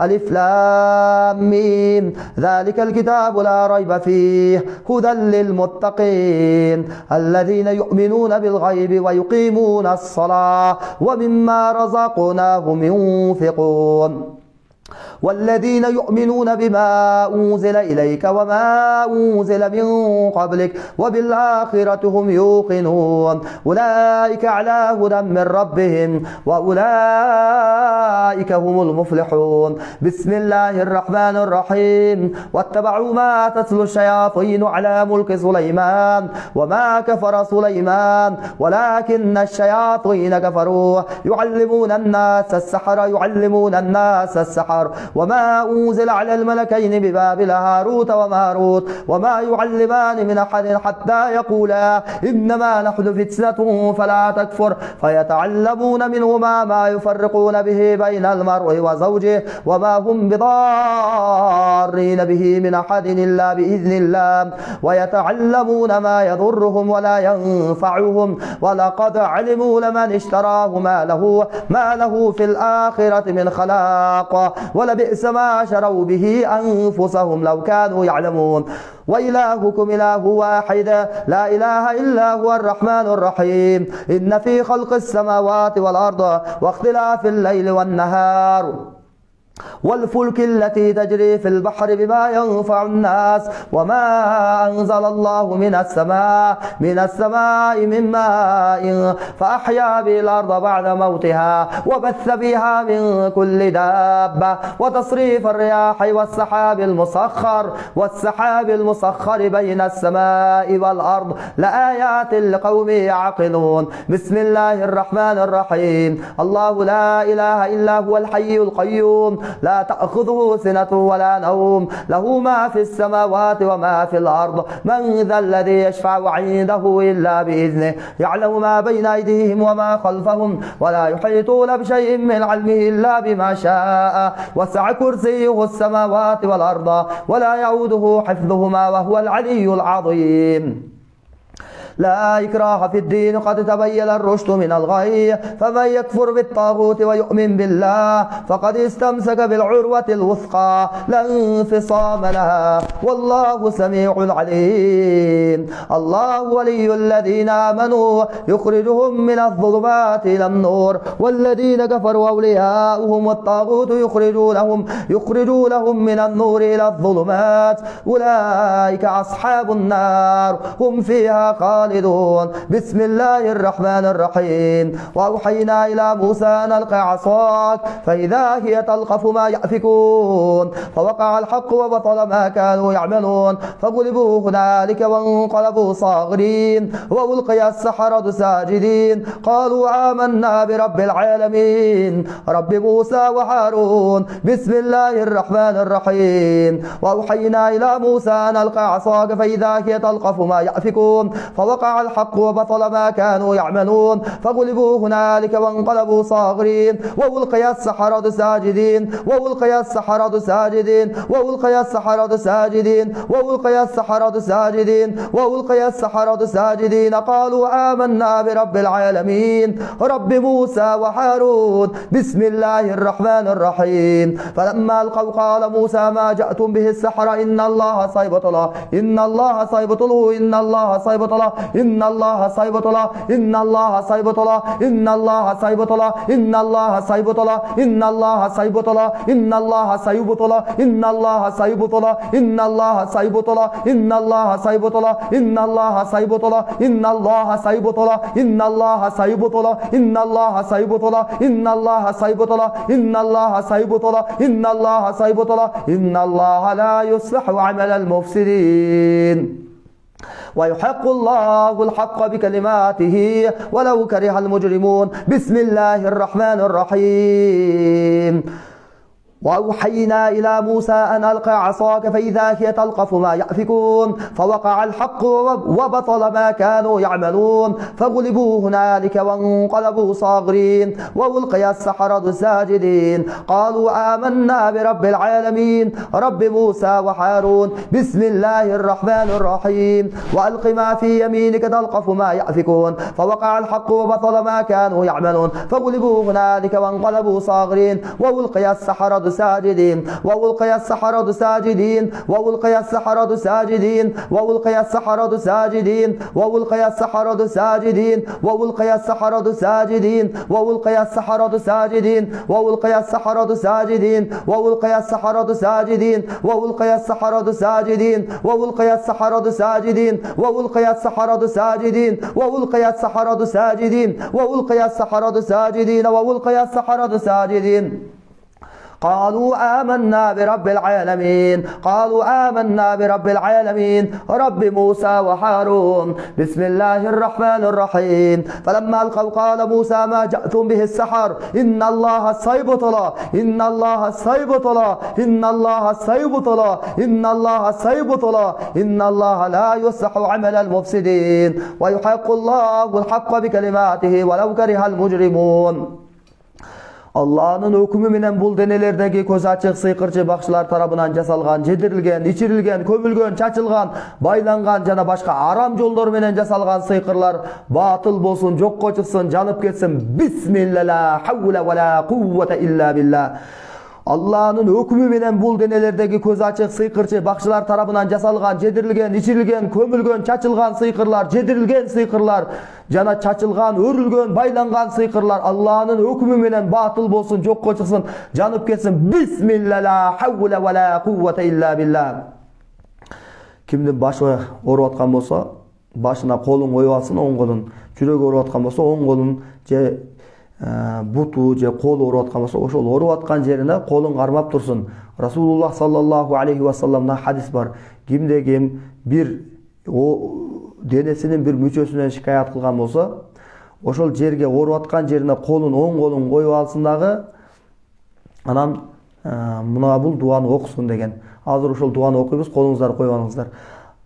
بسم الله بسم الله بسم الله أعوذ بالله وقدرته من شر ما أجد وأحاضر. بسم الله بسم الله بسم الله أعوذ بالله وقدرته من شر ما أجد وأحاضر. بسم الله بسم الله بسم الله أعوذ بالله وقدرته من شر ما أجد وأحاضر. بسم الله بسم الله بسم الله أعوذ بالله وقدرته من شر ما أجد وأحاضر. بسم الله بسم الله بسم الله أعوذ بالله وقدرته من شر ما أجد وأحاضر. بسم الله بسم الله بسم الله أعوذ بالله وقدرته من شر ما أجد وأحاضر. بسم الله بسم الله بسم الله أعوذ بالله وقدرته من شر ما أجد وأحاضر. بسم الله بسم الله بسم الله أعوذ بالله وقدرته من شر شر ما أجد وأحاضر بسم الله بسم الله بسم الله أعوذ بالله وقدرته من شر ما أجد وأحاضر بسم الله بسم الله بسم الله أعوذ بالله وقدرته من شر ما أجد وأحاضر أعوذ بالله من الشيطان الرجيم بسم الله الرحمن الرحيم الحمد لله رب العالمين الرحمن الرحيم مالك يوم الدين إياك نعبد وإياك نستعين اهدنا الصراط المستقيم صراط الذين أنعمت عليهم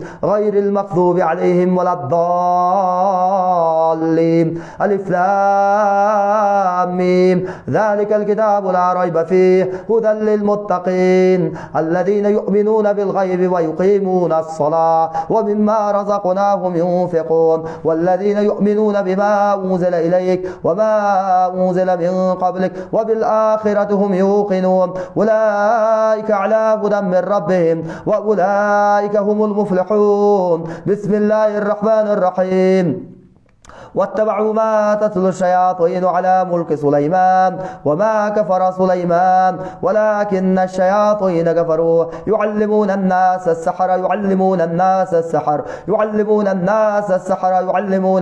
السحر وما أنزل على الملكين ببابل هاروت وماروت وما يعلمان من أحد حتى يقولا إنما نحن فتنة فلا تكفر إنما نحن فتنة فلا تكفر إنما نحن فتنة فلا تكفر إنما نحن فتنة فلا تكفر إنما نحن فتنة فلا تكفر إنما نحن فتنة فلا تكفر إنما نحن فتنة فلا تكفر إنما نحن فتنة فلا تكفر إنما نحن فتنة فلا تكفر إنما نحن فتنة فلا تكفر فيتعلمون منهما ما يفرقون به بين المرء وزوجه وما هم بضارين به من أحد إلا بإذن الله ويتعلمون ما يضرهم ولا ينفعهم ولقد علموا لمن اشتراه ما له في الآخرة من خلاق ولبئس ما شروا به أنفسهم لو كانوا يعلمون بسم الله الرحمن الرحيم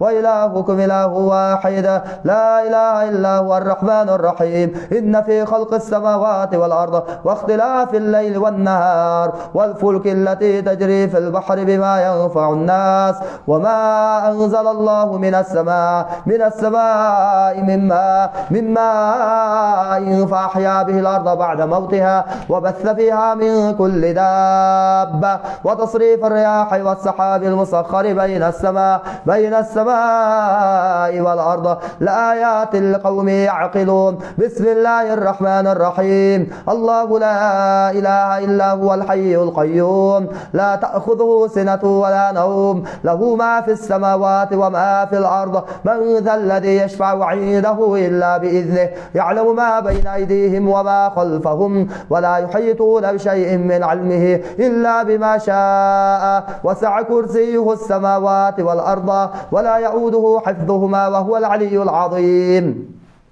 لا إكراه في الدين قد تبين الرشد من الغي فمن يكفر بالطاغوت ويؤمن بالله فقد استمسك بالعروة الوثقى لا انفصام لها والله سميع عليم الله ولي الذين آمنوا يخرجهم من الظلمات إلى النور والذين كفروا أولياؤهم الطاغوت يخرجونهم من النور إلى الظلمات أولئك أصحاب النار هم فيها خالدون بسم الله الرحمن الرحيم آمن الرسول بما أنزل إليه من ربه والمؤمنون كل آمن بالله وملائكته وكتبه ورسله لا نفرق بين أحد من رسله وقالوا سمعنا وأطعنا غفرانك ربنا وإليك المصير لا يكلف الله نفسا إلا وسعها لها ما كسبت وعليها ما اكتسبت ربنا لا تؤاخذنا إن نسينا أو أخطأنا ربنا ولا تحمل علينا إصرا كما حملته على الذين من قبلنا ربنا ولا تحملنا ما لا طاقة لنا به واعف عنا واغفر لنا وارحمنا أنت مولانا فانصرنا على القوم الكافرين بسم الله الرحمن الرحيم شهد الله أنه لا إله إلا هو والملائكة وأولو العلم قائما بالقسط لا إله إله إلا هو العزيز الحكيم إن الدين عند الله الإسلام وما اختلف الذين أوتوا الكتاب إلا من بعد ما جاءهم العلم بغيا بينهم فمن يكفر بآيات الله فإن الله سريع الحساب. بسم الله الرحمن الرحيم. لا حول ولا قوة إلا بالله. لا حول ولا قوة إلا بالله. بسم الله.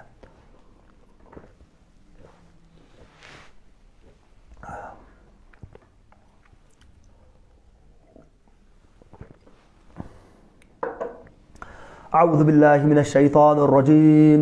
بسم الله الرحمن الرحيم. الحمد لله رب العالمين الرحمن الرحيم مالك يوم الدين إياك نعبد وإياك نستعين اهدنا الصراط المستقيم صراط الذين أنعمت عليهم غير المغضوب عليهم ولا الضالين. بسم الله الرحمن الرحيم. ألف لام ميم ذلك الكتاب لا ريب فيه هدى للمتقين الذين يؤمنون بالغيب ويقيمون الصلاة ومما رزقناهم ينفقون والذين يؤمنون بما أنزل إليك وما أنزل من قبلك وبالآخرة هم يوقنون أولئك على هدى من ربهم وأولئك هم المفلحون. بسم الله الرحمن الرحيم.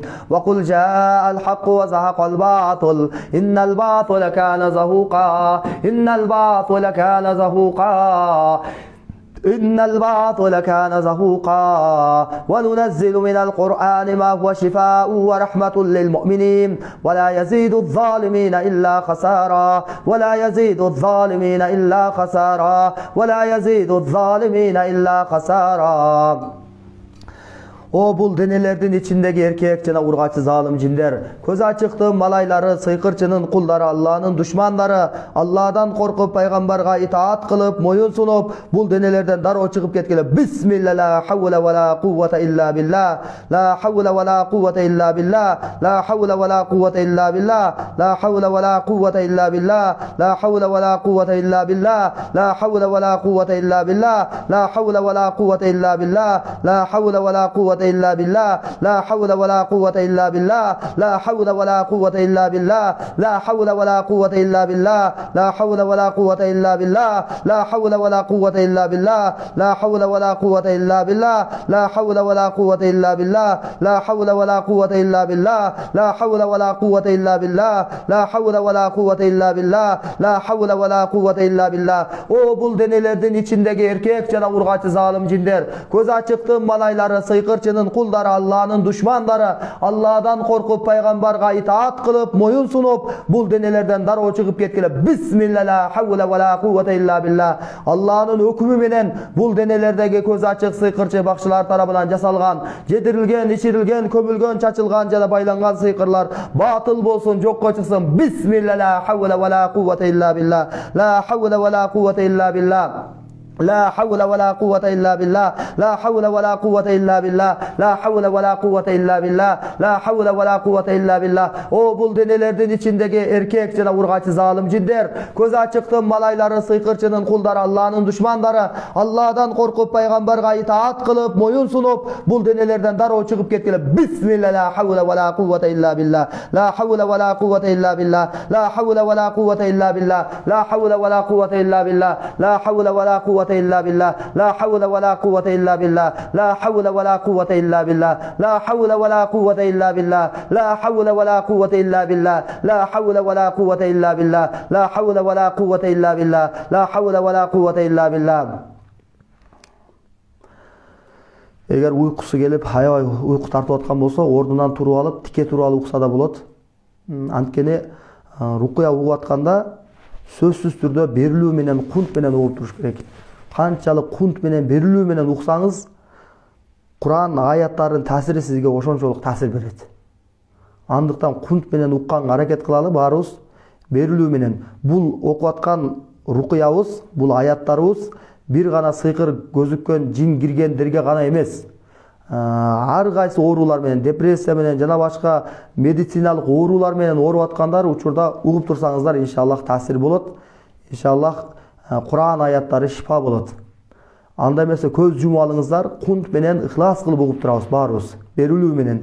أعوذ بالله من الشيطان الرجيم بسم الله الرحمن الرحيم الحمد لله رب العالمين الرحمن الرحيم مالك يوم الدين إياك نعبد وإياك نستعين اهدنا الصراط المستقيم صراط الذين أنعمت عليهم غير المغضوب عليهم ولا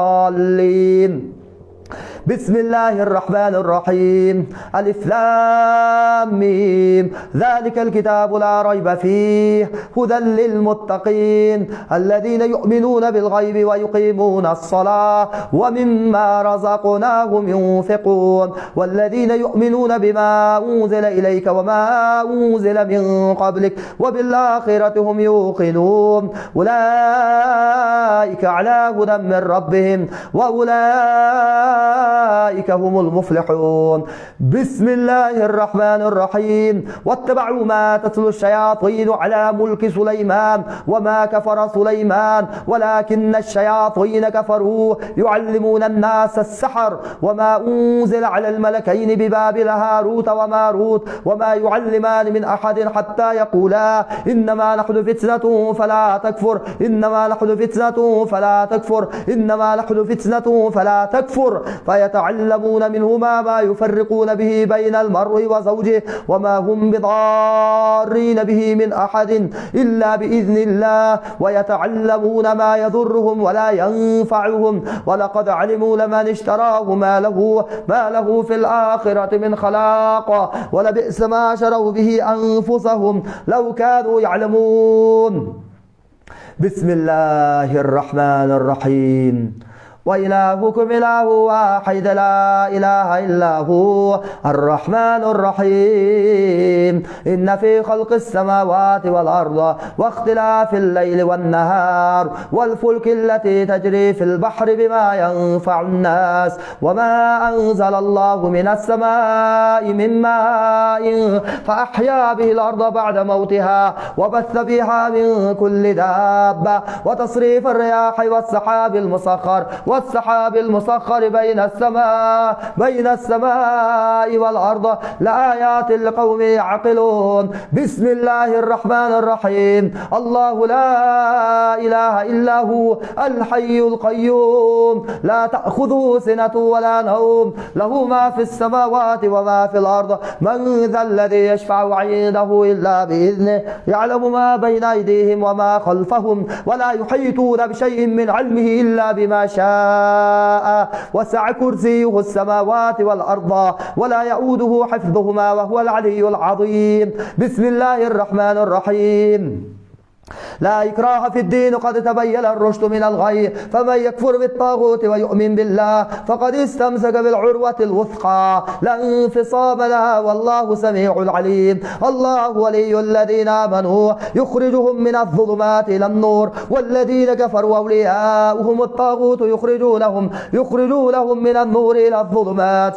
أولئك أصحاب النار هم فيها خالدون بسم الله الرحمن الرحيم شهد الله أنه لا إله إلا هو والملائكة وأولو العلم قائما بالقسط لا إله إلا هو العزيز الحكيم إن الدين عند الله الإسلام وما اختلف الذين أوتوا الكتاب إلا من بعد ما جاءهم العلم بغيا بينهم فمن يكفر بآيات الله فإن الله سريع الحساب بسم الله الرحمن الرحيم وأوحينا إلى موسى أن ألقى عصاك فإذا هي تلقف ما يأفكون فوقع الحق وبطل ما كانوا يعملون فغلبوا هنالك وانقلبوا صاغرين وألقي السحرة ساجدين قالوا آمنا برب العالمين رب موسى وهارون بسم الله الرحمن الرحيم فلما ألقوا قال موسى ما جئتم به السحرة إن الله سيبطل إن الله سيبطل إن الله سيبطل إن الله سيبطل إن الله سيبطل إن الله لا يصلح عمل المفسدين ويحق الله الحق بكلماته ولو كره المجرمون بسم الله الرحمن الرحيم وأوحينا إلى موسى أن ألقى عصاك فإذا هي تلقف ما يأفكون فوقع الحق وبطل ما كانوا يعملون فغلبوا هنالك وانقلبوا صاغرين وألقي السحرة ساجدين قالوا آمنا برب العالمين رب موسى وهارون بسم الله الرحمن الرحيم فلما ألقوا قال موسى ما جئتم به السحر إن الله سيبطله إن الله سيبطله إن الله سيبطله إن الله سيبطله إن الله سيبطله إن الله سيبطله إن الله سيبطله إن الله سيبطله إن الله سيبطله إن الله سيبطله إن الله سيبطله إن الله سيبطله إن الله سيبطله إن الله سيبطله إن الله لا يصلح عمل المفسدين ويحق الله الحق بكلماته ولو كره المجرمون.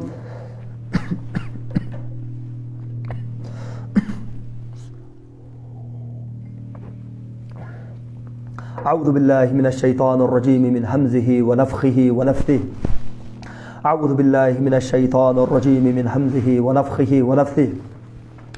أعوذ بالله من الشيطان الرجيم من همزه من همزه ونفخه ونفثه. أعوذ بالله من الشيطان الرجيم من همزه ونفخه ونفثه. لا حول ولا قوة إلا بالله. لا إله إلا الله وحده لا شريك له. له الملك وله الحمد يحيي ويميت وهو حي لا يموت بيده الخير وهو على كل شيء قدير. Başыңızдар ооруп аткан болсо, оң колуңузду ооруп аткан жерине коюп алабыз. Оң жагы ооруп аткан болсо, оң жагына, сол жагы ооруп аткан болсо, оң колуңузду сол жагына коюп алабыз. Эгерде жүрөк ооруп аткан болсо, жүрөккө колубузду басып алабыз. Ооруп аткан жерге кол болобу, башка жер болобу, ооруп аткан жерге колубузду басып алып, угунуулантабыз. بسم الله الذي لا يضر مع اسمه شيء في الأرض ولا في السماء وهو السميع العليم. لا حول ولا قوة إلا بالله. لا إله إلا الله وحده لا شريك له. له الملك وله الحمد يحيي ويميت وهو حي لا يموت بيده الخير وهو على كل شيء قدير.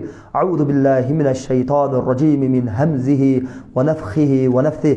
أعوذ بالله من الشيطان الرجيم من همزه ونفخه ونفثه. أعوذ بالله من الشيطان الرجيم من همزه ونفخه ونفثه. لا حول ولا قوة إلا بالله. أعوذ بالله من الشيطان الرجيم. بسم الله الذي لا يضر مع اسمه شيء في الأرض ولا في السماء وهو السميع العليم. بسم الله الذي لا يضر مع اسمه شيء في الأرض ولا في السماء وهو السميع العليم. لا حول ولا قوة إلا بالله. بسم الله الذي لا يضر مع اسمه شيء في الأرض ولا في السماء وهو السميع العليم.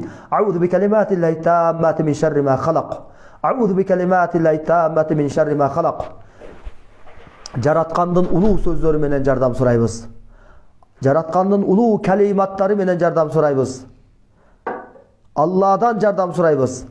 Жараткандын улуу калиматтары менен, улуу сөздөрү менен, улуу аяттары менен, улуу Кур'аны менен, жаратылган нерселердин жамандыгынан, көзү бардын назарынан, сыйкырчынын сыйкырынан жана башка ар кайсы көзгө көрүнбөгөн жаман нерселерден. لا حول ولا قوة إلا بالله. أعوذ بكلمات الله التامات من شر ما خلق. أعوذ بكلمات الله التامات من شر ما خلق. أعوذ بكلمات الله التامات من شر ما خلق. أعوذ بكلمات الله التامة من كل شيطان وهامة ومن كل عين لامة. أعوذ بكلمات الله التامة من كل شيطان وهامة ومن كل عين لامة. أعوذ بكلمات الله التامة من كل شيطان وهامة ومن كل عين لامة. أعوذ بكلمات الله التامة من كل شيطان وهامة ومن كل عين لامة. لا حول ولا قوة إلا بالله. لا حول ولا قوة إلا بالله.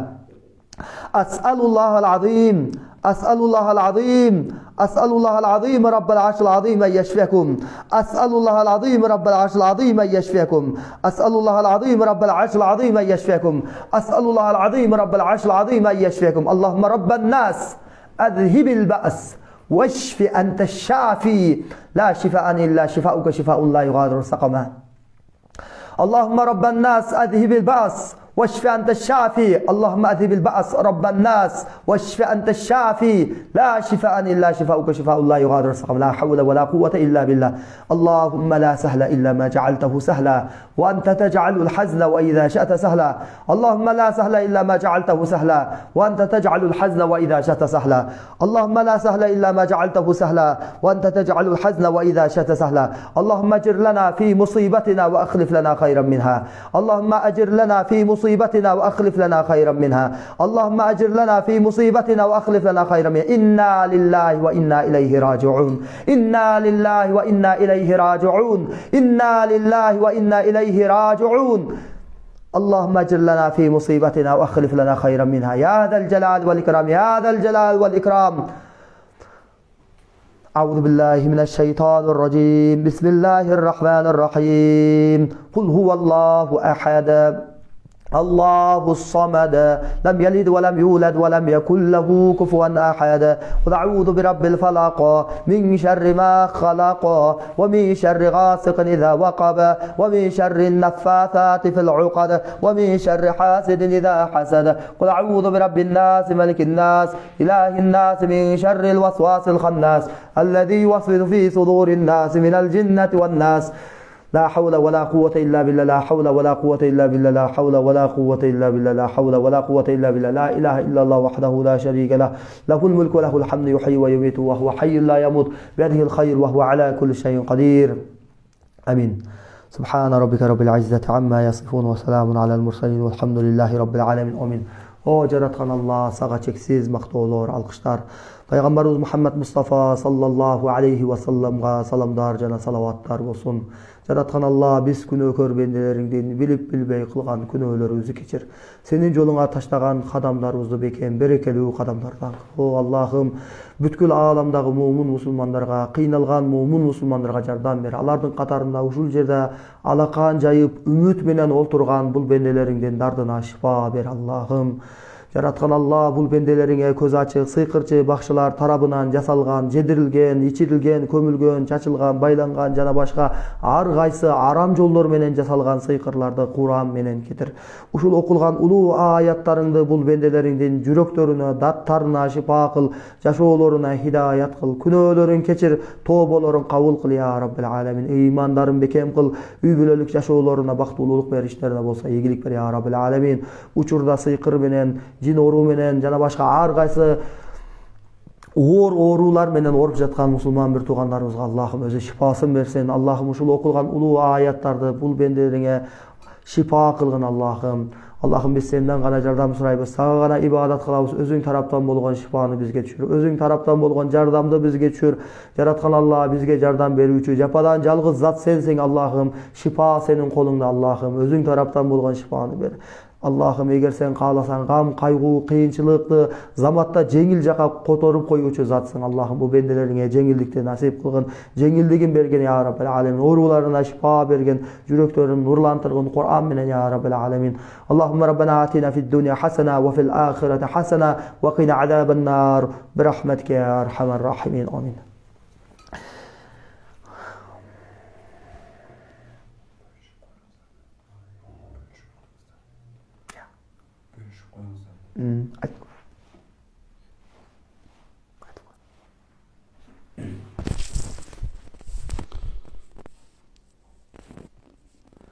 Урматтуу биздин түз эфирдин көрүүчүлөрү, угуучулары, ушул биздин эфирди Facebook'tan жана Instagram'da көрүп аткандар бөлүшүп койсоңуздар, башкаларга дагы бир дават болуп ооруп аткан болсо шифа негизинде себеп болуп калалык.